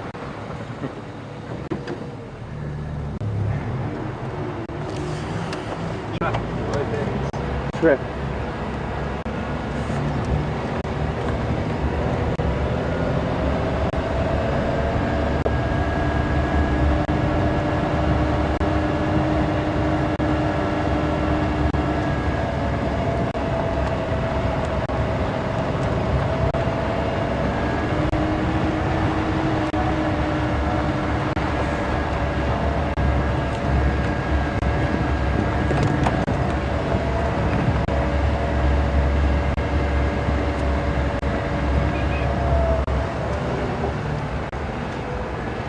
We'll try and find a middle ground. This little dip that we're in, fortunately, is being a dip.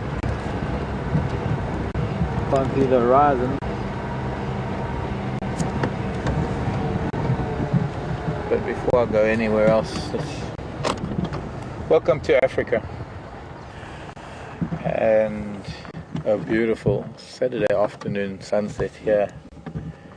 Djuma Arathusa.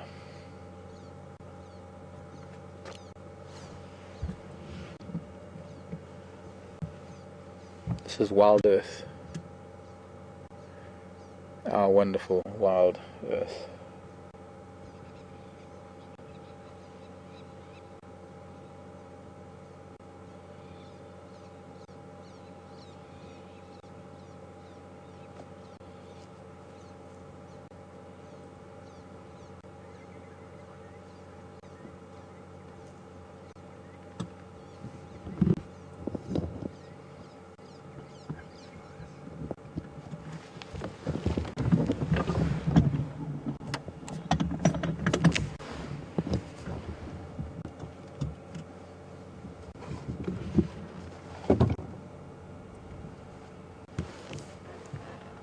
What happened to my guarri branch?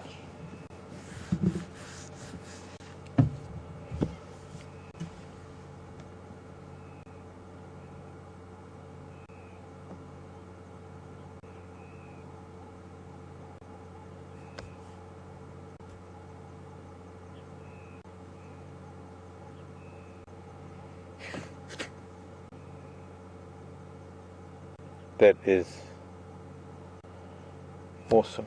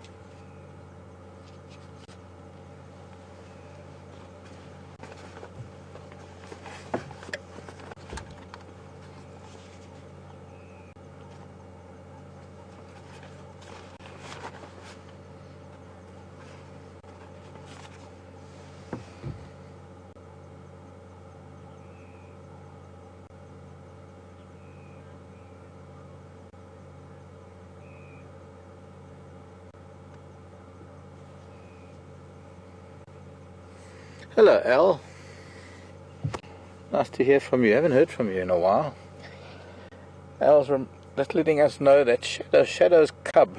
Shadow is a leopard that lives here. Shadow is Karula's daughter. In fact, first daughter.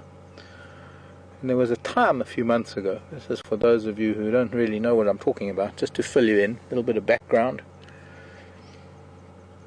Shadow has a sister, Tingana. And the two of them were Karula's first cubs, born I think in around 2006, if I'm not mistaken. And Shadow has taken up territory here on Arathusa. We were lucky enough to see her a few times. In fact, there was one day we found her here on the airstrip, not far from where we are now. It was a beautiful sighting. We followed her into the drainage line. But prior to that, she had made a kill that looked like, I think it was a baby impala, if I'm not mistaken, amongst a very thick Tambuti forest. And the cub was up the tree with the kill. It was a young cub of only a few months old. And there were a bunch of hyena lying around in the Tambuti thicket that were just eager to get either a scrap of that impala if it fell down, or the cub if it came down. And it seemed to go on. It seemed to be a bit of a stalemate that went on for a couple of days. And of course it makes everybody worry, because we had experienced the sad loss of Karula's latest cub. And I guess that was very fresh in our minds. But it somehow resolved itself. Somehow she got the cub out of the tree, and, well, Ellen is just saying that evidently Shadow and her cub are doing fine. We need to keep an ear out. That would be, you're right, Ellen, actually. You're quite right. It would be a great thing if one of these days we can come and see another cat or two. I could sit here with the sunset forever. I think it's really a beautiful sunset tonight.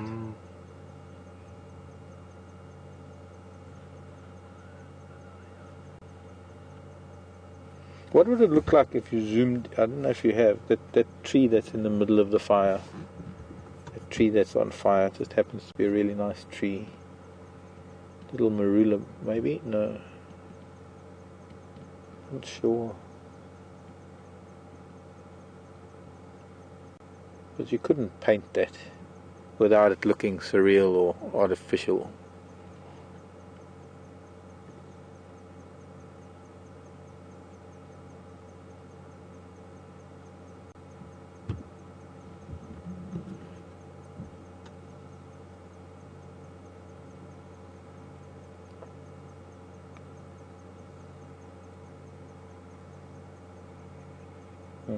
Okay, now you can, sorry, I don't like to tell camera people what to do, but now, because the sun's getting so low, it's starting to bounce underneath that cloud, and it's changing every second.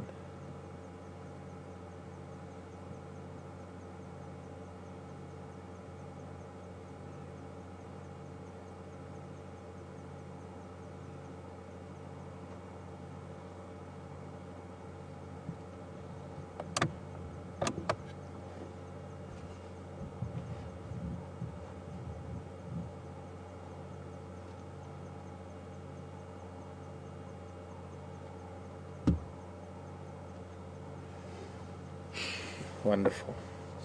Okay, with this light fading, let's move along. I saw some giraffe tracks and I was hoping to find him as we got onto Arathusa, but unfortunately he must have moved too far south. I'm kind of hoping he'd be here on the airstrip. We haven't seen giraffe for a little while.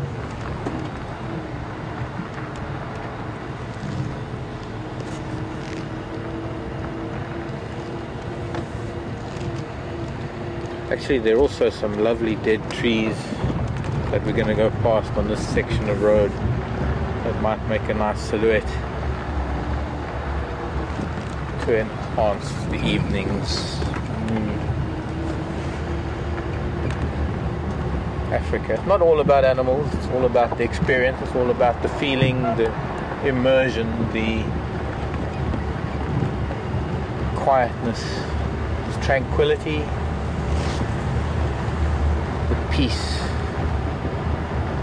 and this feeling that I think a lot of people get when they come to Africa, this feeling of primal belonging that is deep in the recesses of our psyche, that once upon a time we were part of this, and that our current modern world takes so much out of life at just a moment in this environment, and I think that's what I'm trying to get across by stopping for a sunset. It's just a moment of this, a moment of almost sunset solitude.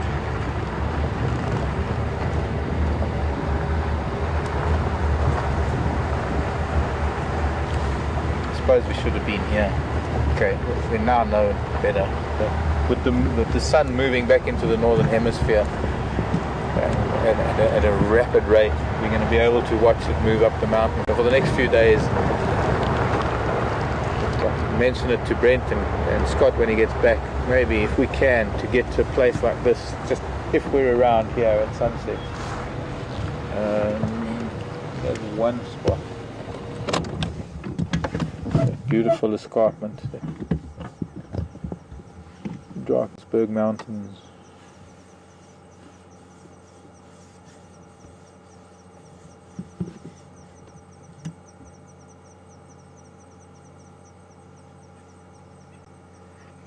And that gap that you see now in the middle of the screen is where the canyon is. You go up into that gap is the canyon, and then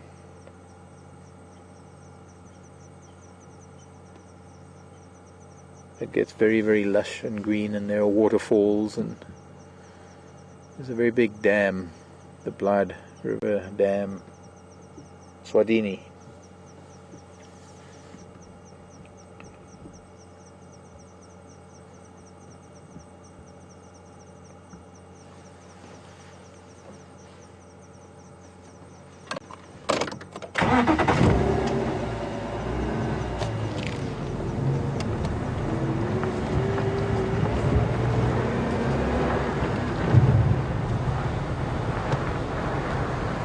Tell me if you see a good gap, or I'll try and keep my eye on the monitor and the road and the sky, and try not to drive into a tree.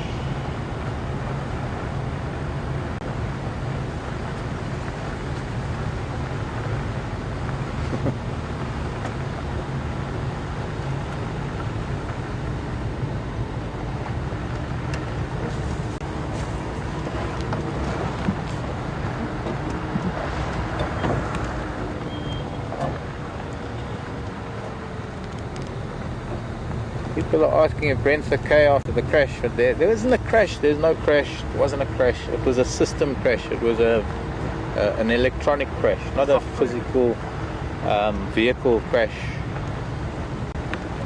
I must have said something that sparked that, I guess. Brent's or Jigger crashed as in signal dropped crash.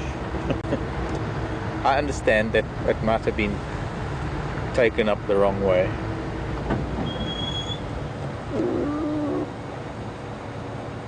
Oh, crashing to Brent. Well, that's another thing we use the word crash for. A quick link. If we have, when I had that leopard at Twin Dams and Brent was on camera, and Andrew needed to crash to us very quickly in case we lost the leopard. I think this is the spot to be. This is the spot to be. I think this is then maybe a little bit further, but you're right. This is definitely the spot to be. Better than the airstrip. Well, I don't know. At the top of the airstrip would have been nice. And there was that one little spot at the bottom of the airstrip where it would have been, but this is definitely a much better view over the vastness of the bushveld. I mean, all the way to the mountain. There a lot of what is between us and the mountain is wildlife. Closer to the mountain, obviously a lot of agriculture that has taken up the higher rainfall, lusher soil, or more fertile lands. See if we can get those hornbills. This quarry is in the way, and the hornbills are flying.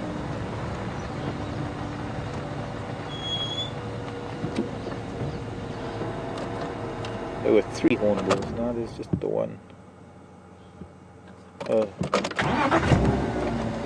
And it fled. I didn't stop right.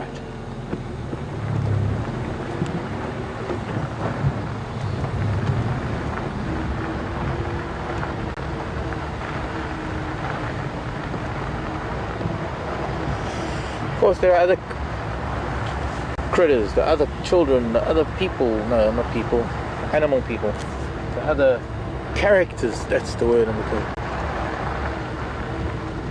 The other characters we likely to come across here at Arathusa are things like the Birmingham males, maybe the Styx lion, maybe the Tsalala breakaways. There are some animals that don't come onto Djuma, but they come this far onto Arathusa. Tonight, though, we have a once in a lifetime. You can live here for 1,000 years. You will never see a sunset like today. Again. And just when you think it's the most beautiful and the best, one of these days we'll be here and we'll see another one. And then I'm going to ask you, which one do you prefer, or what's your best sunset? And that'll give you an idea of how difficult it is living in a place like this to choose something that is better than any other when everything can be so beautiful. But you can't really compare. There's no means to compare because they're different. Apples and oranges, as they say.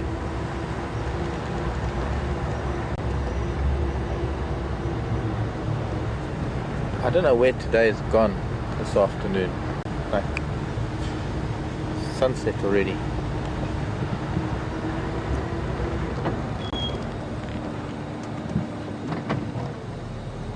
There, like it's coming out of that dead tree.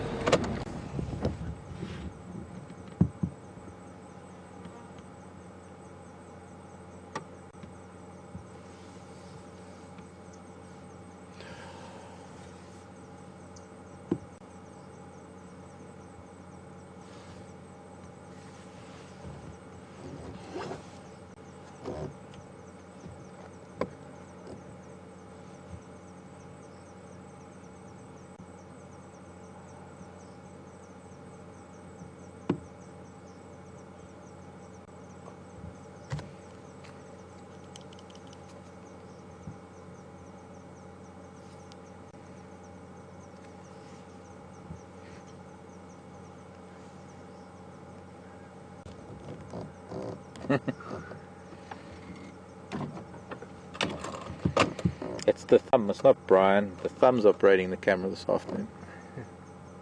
Now I've been taking it easy on the back end.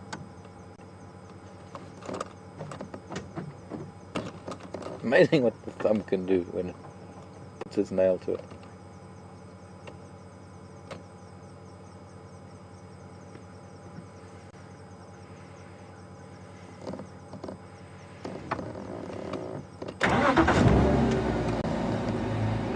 Question time. Hello, Gene. Gene comes from the Tar Heel State in North Carolina. Oh, look at this giant jewel beetle. I want to. Well, I don't want. I just want to. Sorry, Mark, wasn't quick enough. Bigger than a hummingbird. I know it's almost impossible. Landed somewhere in one of those combretums. The larvae feed in the combretum. Giant jewel beetles. Probably 30 or even 40 years as larvae in hardwoods before they become adults. I have to find one to show you. I did bring some remarkable creatures this afternoon, but we didn't have time to see them, so we'll leave that for the morning. There's something that I'm going to do periodically when there's time, if we're not seeing too much. We'll look at some of nature's remarkable children that we don't get to see because we can't take the camera off unless I can park next to a tree that's got an insect or something and we can zoom in. Anyways, Gene in North Carolina was asking about lightning bugs or fireflies, wanting to know if we do have. We do, Gene, indeed, but mostly only along sort of river courses where there's water, maybe around some of the dams at night. They are mostly only associated with humid summer evenings during the rains. Probably a little bit dry for them now. They're actually beetles, and with the fireflies or your lightning bugs, we get another insect called a glowworm, which is neither a worm, or it's not a worm either, but it does glow, and it is actually a firefly female. They're the same insect. The male has wings and he flies around and he has a flashing light, and they're not synchronous. I know there are some places in the world where fireflies are synchronous, that they'll all flash together. The females, on the other hand, as a glowworm, they have a constant light, and they don't become winged adults. They stay in the sort of semi-larval form, and they just lie on the edges of the water and the grasses to be able to, they just glow to attract the male. Anyways, we're making our way back to Djuma. In the interim, I'm going to hand you over to Brent, and I'll see you in a little while, everybody.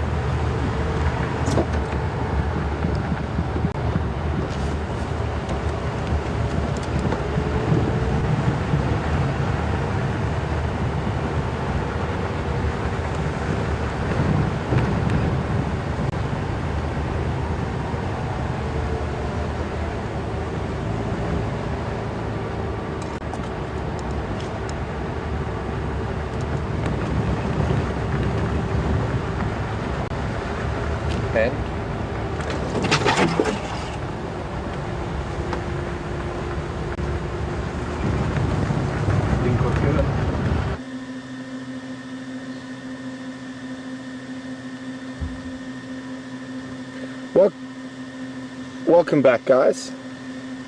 We're just at Sydney's Dam at the moment, and as we came up, the hippos are starting to come out of the water and get quite active. There's actually been a bit of playing and chasing each other around. As it gets drier, the hippos will start leaving the water earlier and earlier because they might have to travel further distances to find enough grazing. But see, they're not quite coming out yet. They're sort of playing.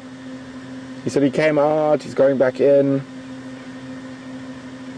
It was just such a nice scene here, sitting at Sydney's. It's also quite nice to sit, because we can't go there, to sit a little bit further away, and you get a lot better feeling of the atmosphere that we're experiencing, that we're seeing. It's definitely probably one of my favorite times of the day, and to just sit here, and we've got hippos playing in the dam, Franklin calling. See, there's about 3 or 4 hippos in that little spot there next to that wood. One came right out of the water and rushed back in. So we're hoping they're gonna. And then one was doing the sort of dolphin porpoising. Oh, he's in a good mood. And see, there we go.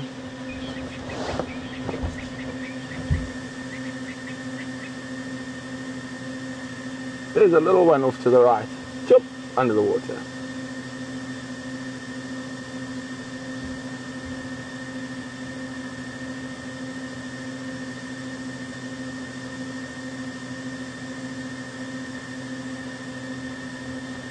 The other thing is, as it dries and it gets cooler, we're going to start seeing hippos sunbathing, which is also quite fun during the heat of the day or in the mornings. They'll actually sort of lie on and create hippo beaches.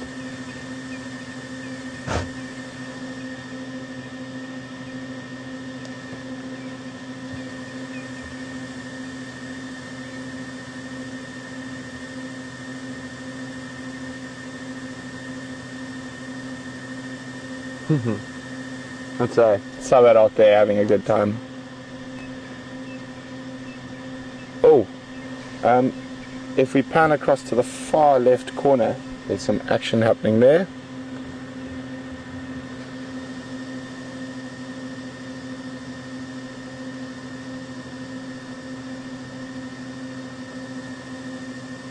Just saw lots of big splashes. You can see the different little. So it's quite interesting. Hippos are very territorial, or the males particularly when they're in water. But when they're out of water, they're not territorial when they're feeding. Although the territorial fights will sometimes go onto the land, and they will fight on the land as well.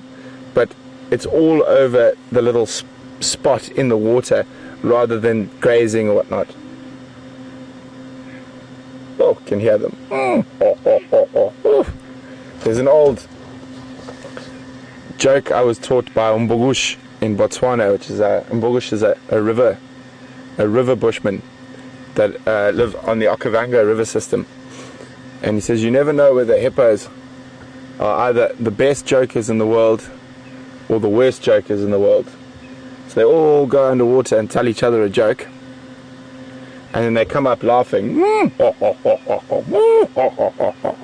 and you never know whether they're laughing at the fact that you don't know the joke, or that the joke's so bad they can only tell it to each other because no one else would laugh.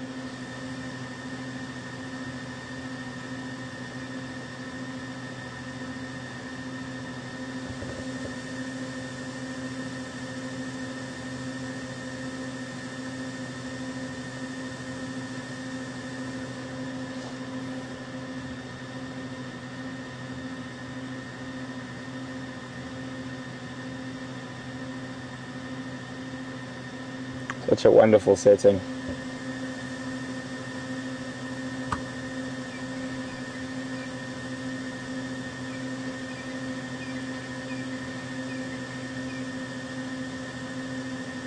Not quite ready to come out. I thought they might come out while we're sitting here. They still might.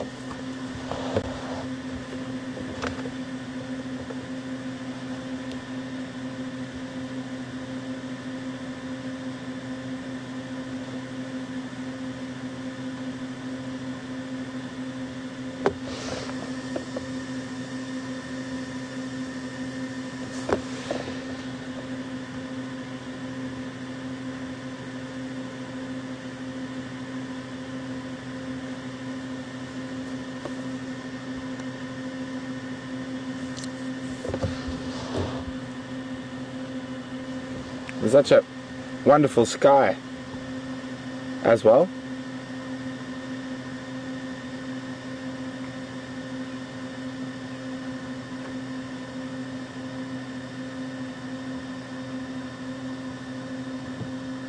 Another tough day in the office.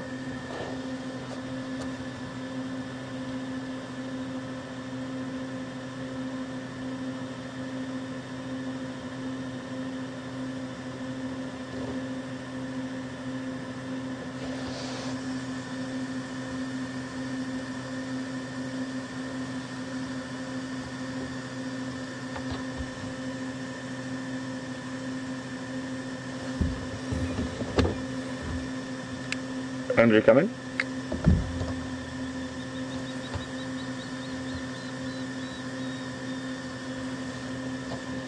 Andrew, do you think I should possibly sign out now before we have another crash? Sorry guys, I'm just joking there. Apparently a lot of you thought I had a crash. I promise you we didn't. We're still here and there's no holes in the car. We're all in one piece.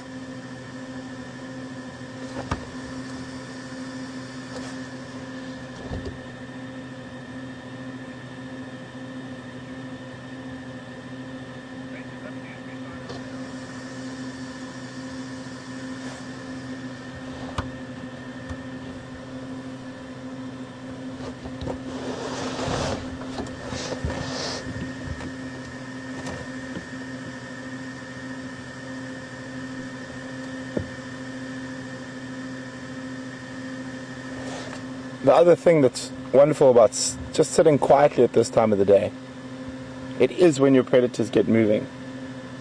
So you do hear, quite often you'll hear lion roaring, leopard calling, or alarm calls, spotting them on the move. Just to give you, the reason we're in this area, there was an update I got about the Nkuhuma Pride, and they crossed north into the Manuleti Game Reserve, or northwest. So in the short time I've been here, when they do cross into the Manuleti, they seem to come back through in this area. Not every time, but quite a few times. So the last time they were seen was last night. So thought, why not just take a chance? It's such a wonderful spot to sit for a while, listen, and see if we had any luck with the lions crossing.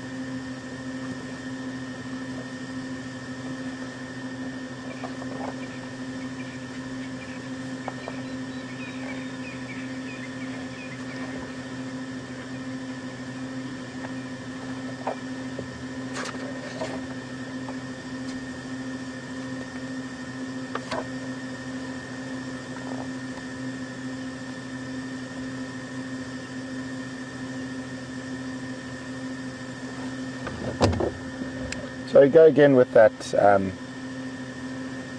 question. Sorry, Andrew.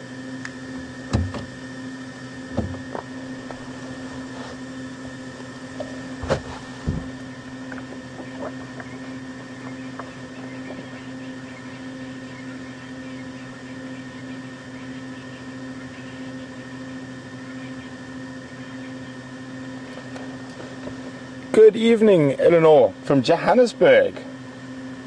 Eleanor is asking what are hippo feet called? Are they hooved or not?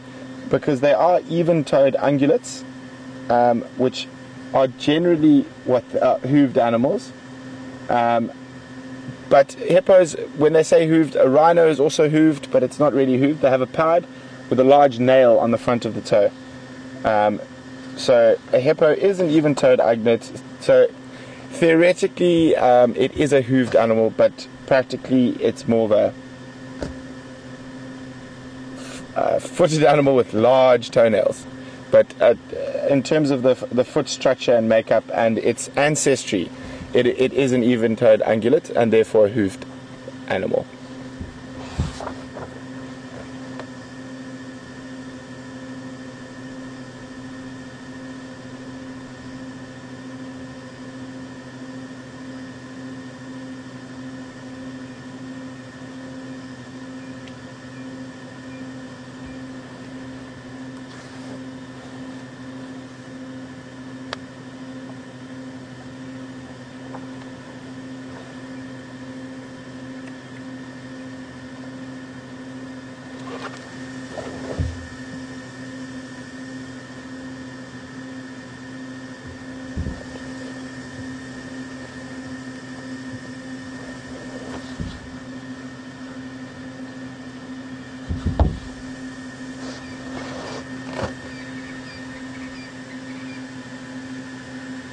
Okay guys, thanks for joining us on Drive this afternoon. Really happy that Mark managed to find you that leopard. And it was really nice spending some time with that big Eddie bull. It's been a wonderful afternoon, and I always love being out. Just to say, I really love my office. It's incredible. But other than that, I shall see you bright and shiny tomorrow morning, hopefully, for Drive. So wherever you are in the world, have a pleasant evening, morning, day, and hope to see you tomorrow. Enjoy, and I'm going to hand over to Mark for the last little bit of Drive.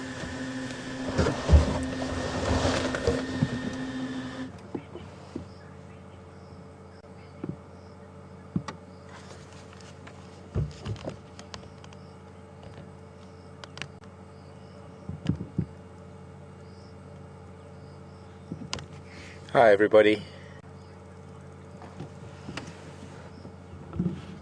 Welcome back to Wendy. I thought I'd stop by this little spot as we came back to Jumo because we found some wonderful little nocturnal creatures here last night, and I wanted to see if they were still here. Maybe it was just a fluke.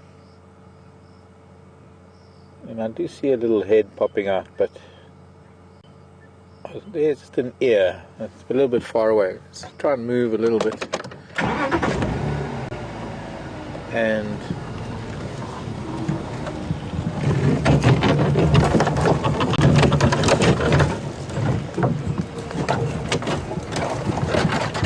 I really just want to get the silhouette against that sky when they pop their heads out.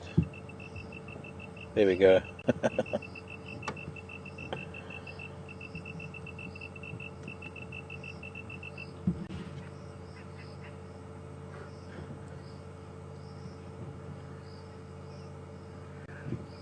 Giving us a good look.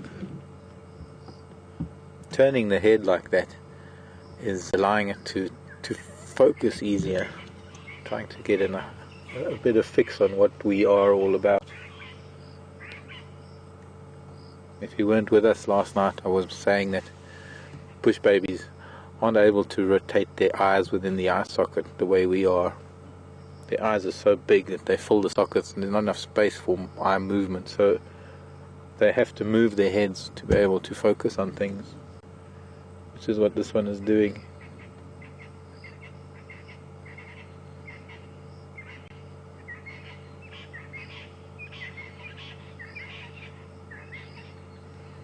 To the background sounds of the daytime ending and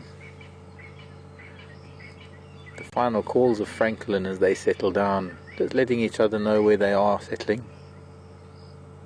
Gonna jump. Gonna jump, child.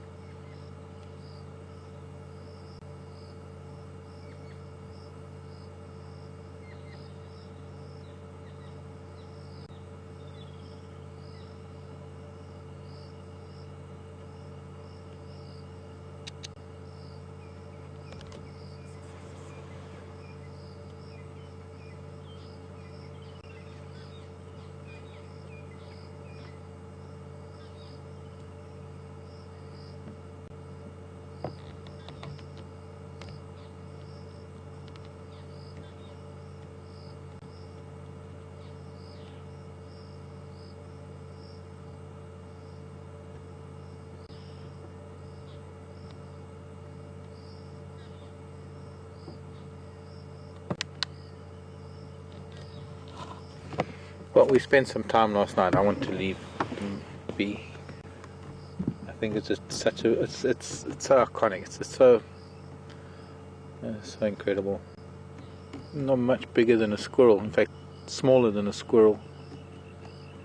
The smallest nocturnal primate, the smallest primate. Not only nocturnal, but the smallest primate we have here in South Africa. We're going to leave it be. And let's drive around. Maybe there's a porcupine or a genet cat, which isn't a cat, or something else to see. Bye bye, children.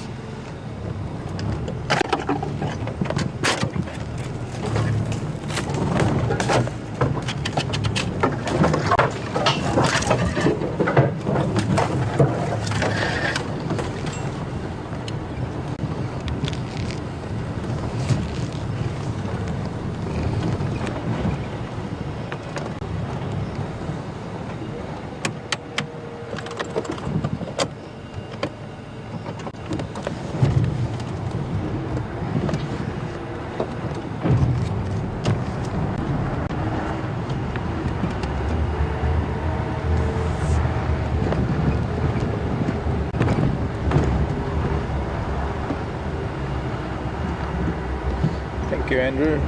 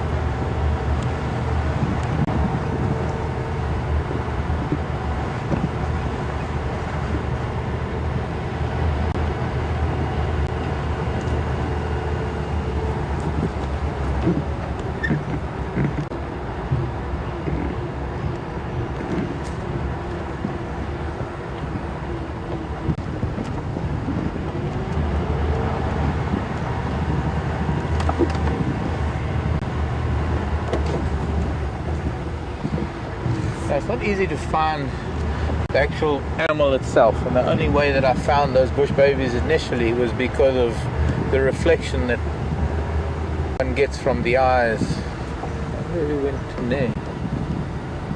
New shortcut to the hyena den.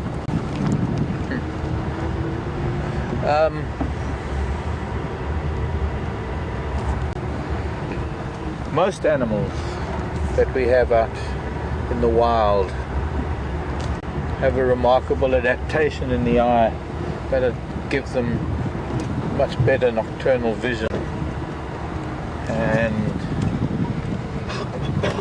as fast as the speed of light travels, that's how fast you get a reflection back. So one is not really looking for the shape of an animal, you're not looking for anything in particular, and over time one develops an idea for what it is that you're looking at when all you really do see is an eye. Not always easy. Colors don't really vary much, and to a large extent it's the angle that one's looking at. Although most of the prey species tend to be a sort of a greenish color.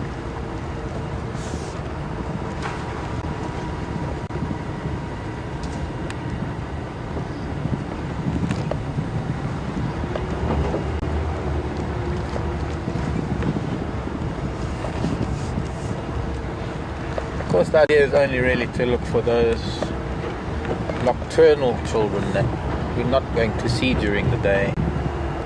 We don't want to be shining lights on the diurnal animals anyway. Or there's no need to really. No one never shines lights on elephants. We don't shine lights on young cats, young animals.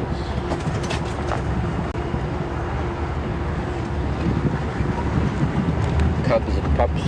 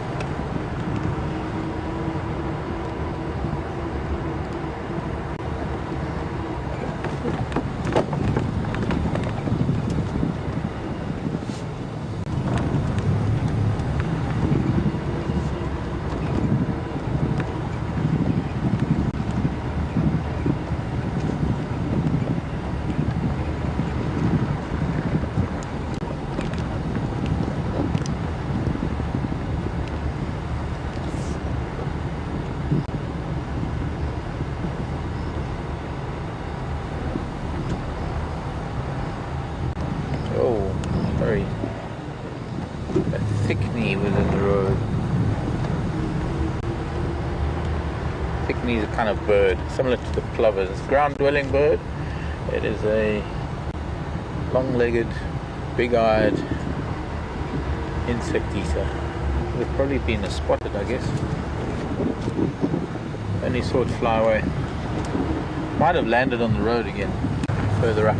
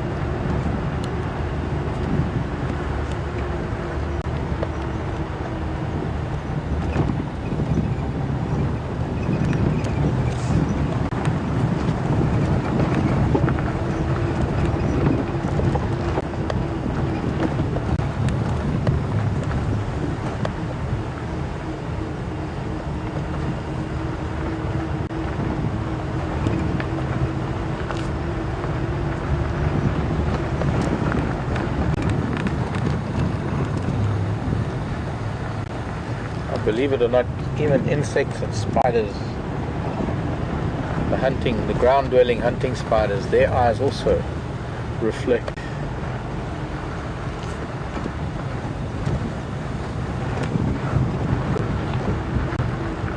The smaller the eye, the narrower the angle needs to be able to see that eye, which is why a lot of the time, because of the difference in the angle, when there's something to the side of us, the camera won't see the reflection, or the camera person for that matter. The only time you are likely to see any reflection is if something's directly ahead of us, when we're in the same line of sight as the spotlight. And of course, larger animals, the angle can be wider because they have bigger eyes. And I discovered many years ago that, I think before headlamps, I don't think there were any real headlamps on the market other than really bulky things. But I made my own when I was in East Africa, because I was out on foot a lot, and I was like, oh, there's an owl, a little white-faced Scops owl. I'll talk about that later. But I don't want to shine directly at the child.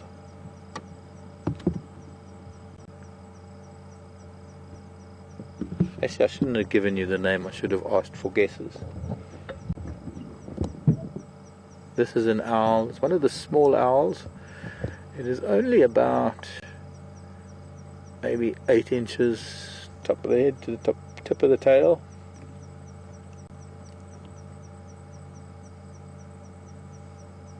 "20 centimeters maybe.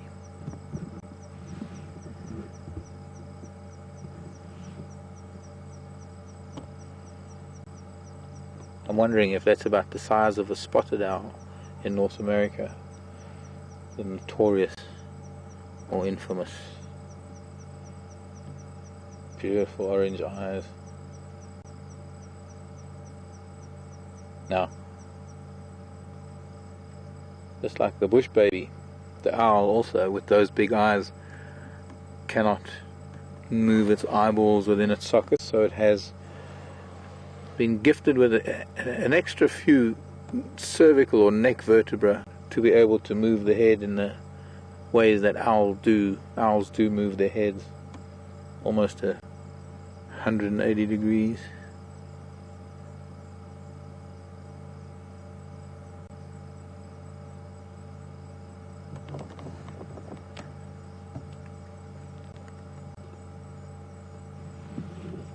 In fact, they hunt very, very similarly to the bush babies. Got a lovely big facial disc. I have no doubt that that white around the eye possibly does assist with nocturnal vision, but it also helps channel sound.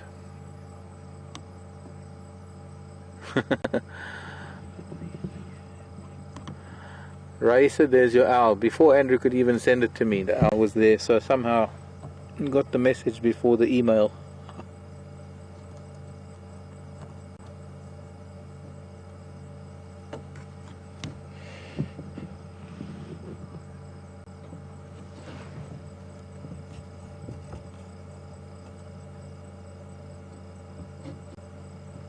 Okay, we're going to leave owl to hunt.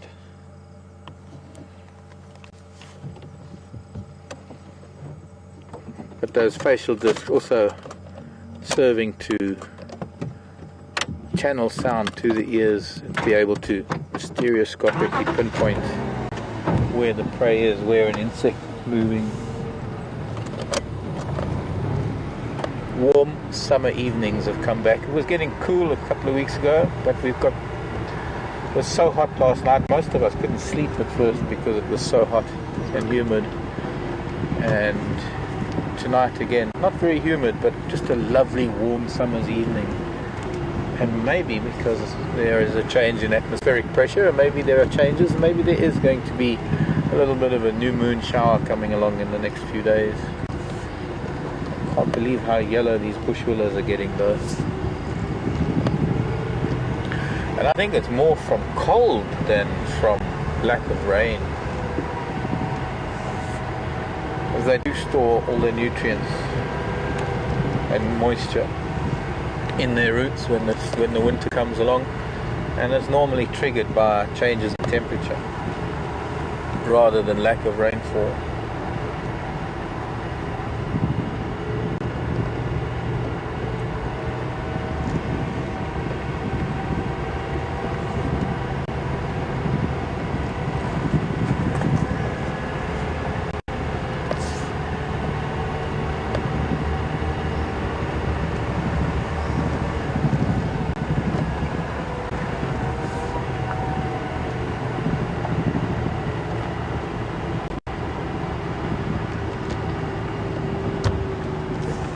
Andrew.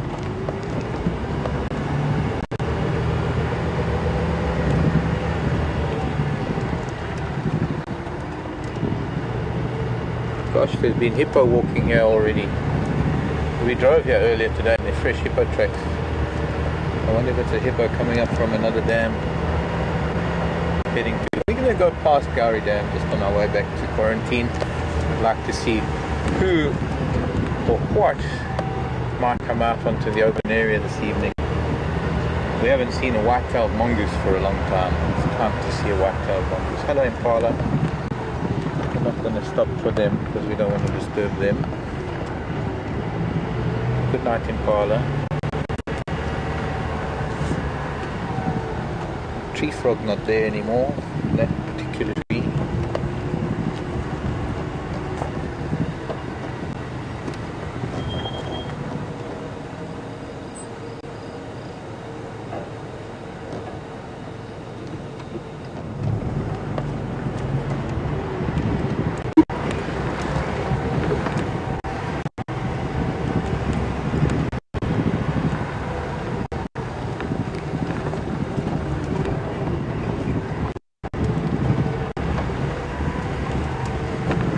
There's the thickney in the road.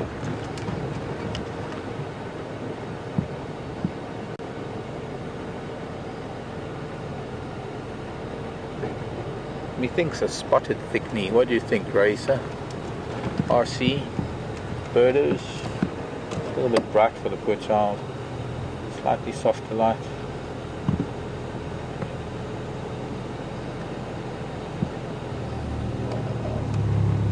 Okay, I'm just going to switch off so that it doesn't. When you have a bird in front of you at night, you have to just put the lights on. I can see it's still there, but now it's flown.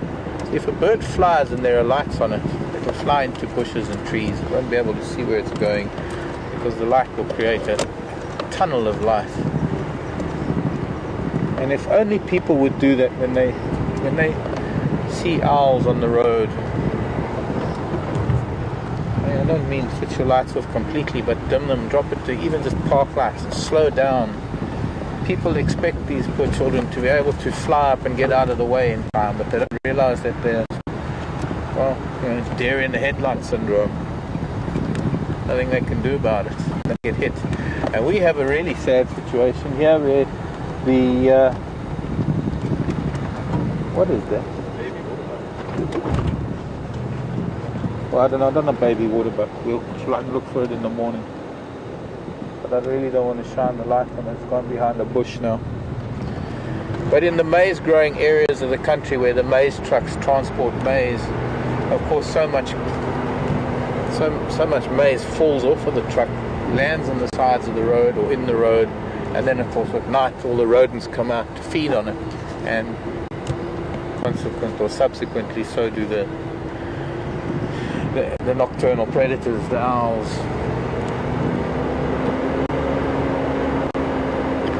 Joanne and Race are saying water thickening. Okay. I just wanted to create a bit of controversy. We are next to the dam.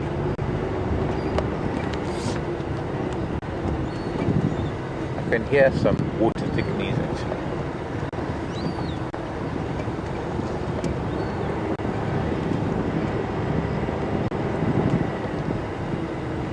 Nothing at the water, so we'll go up onto quarantine.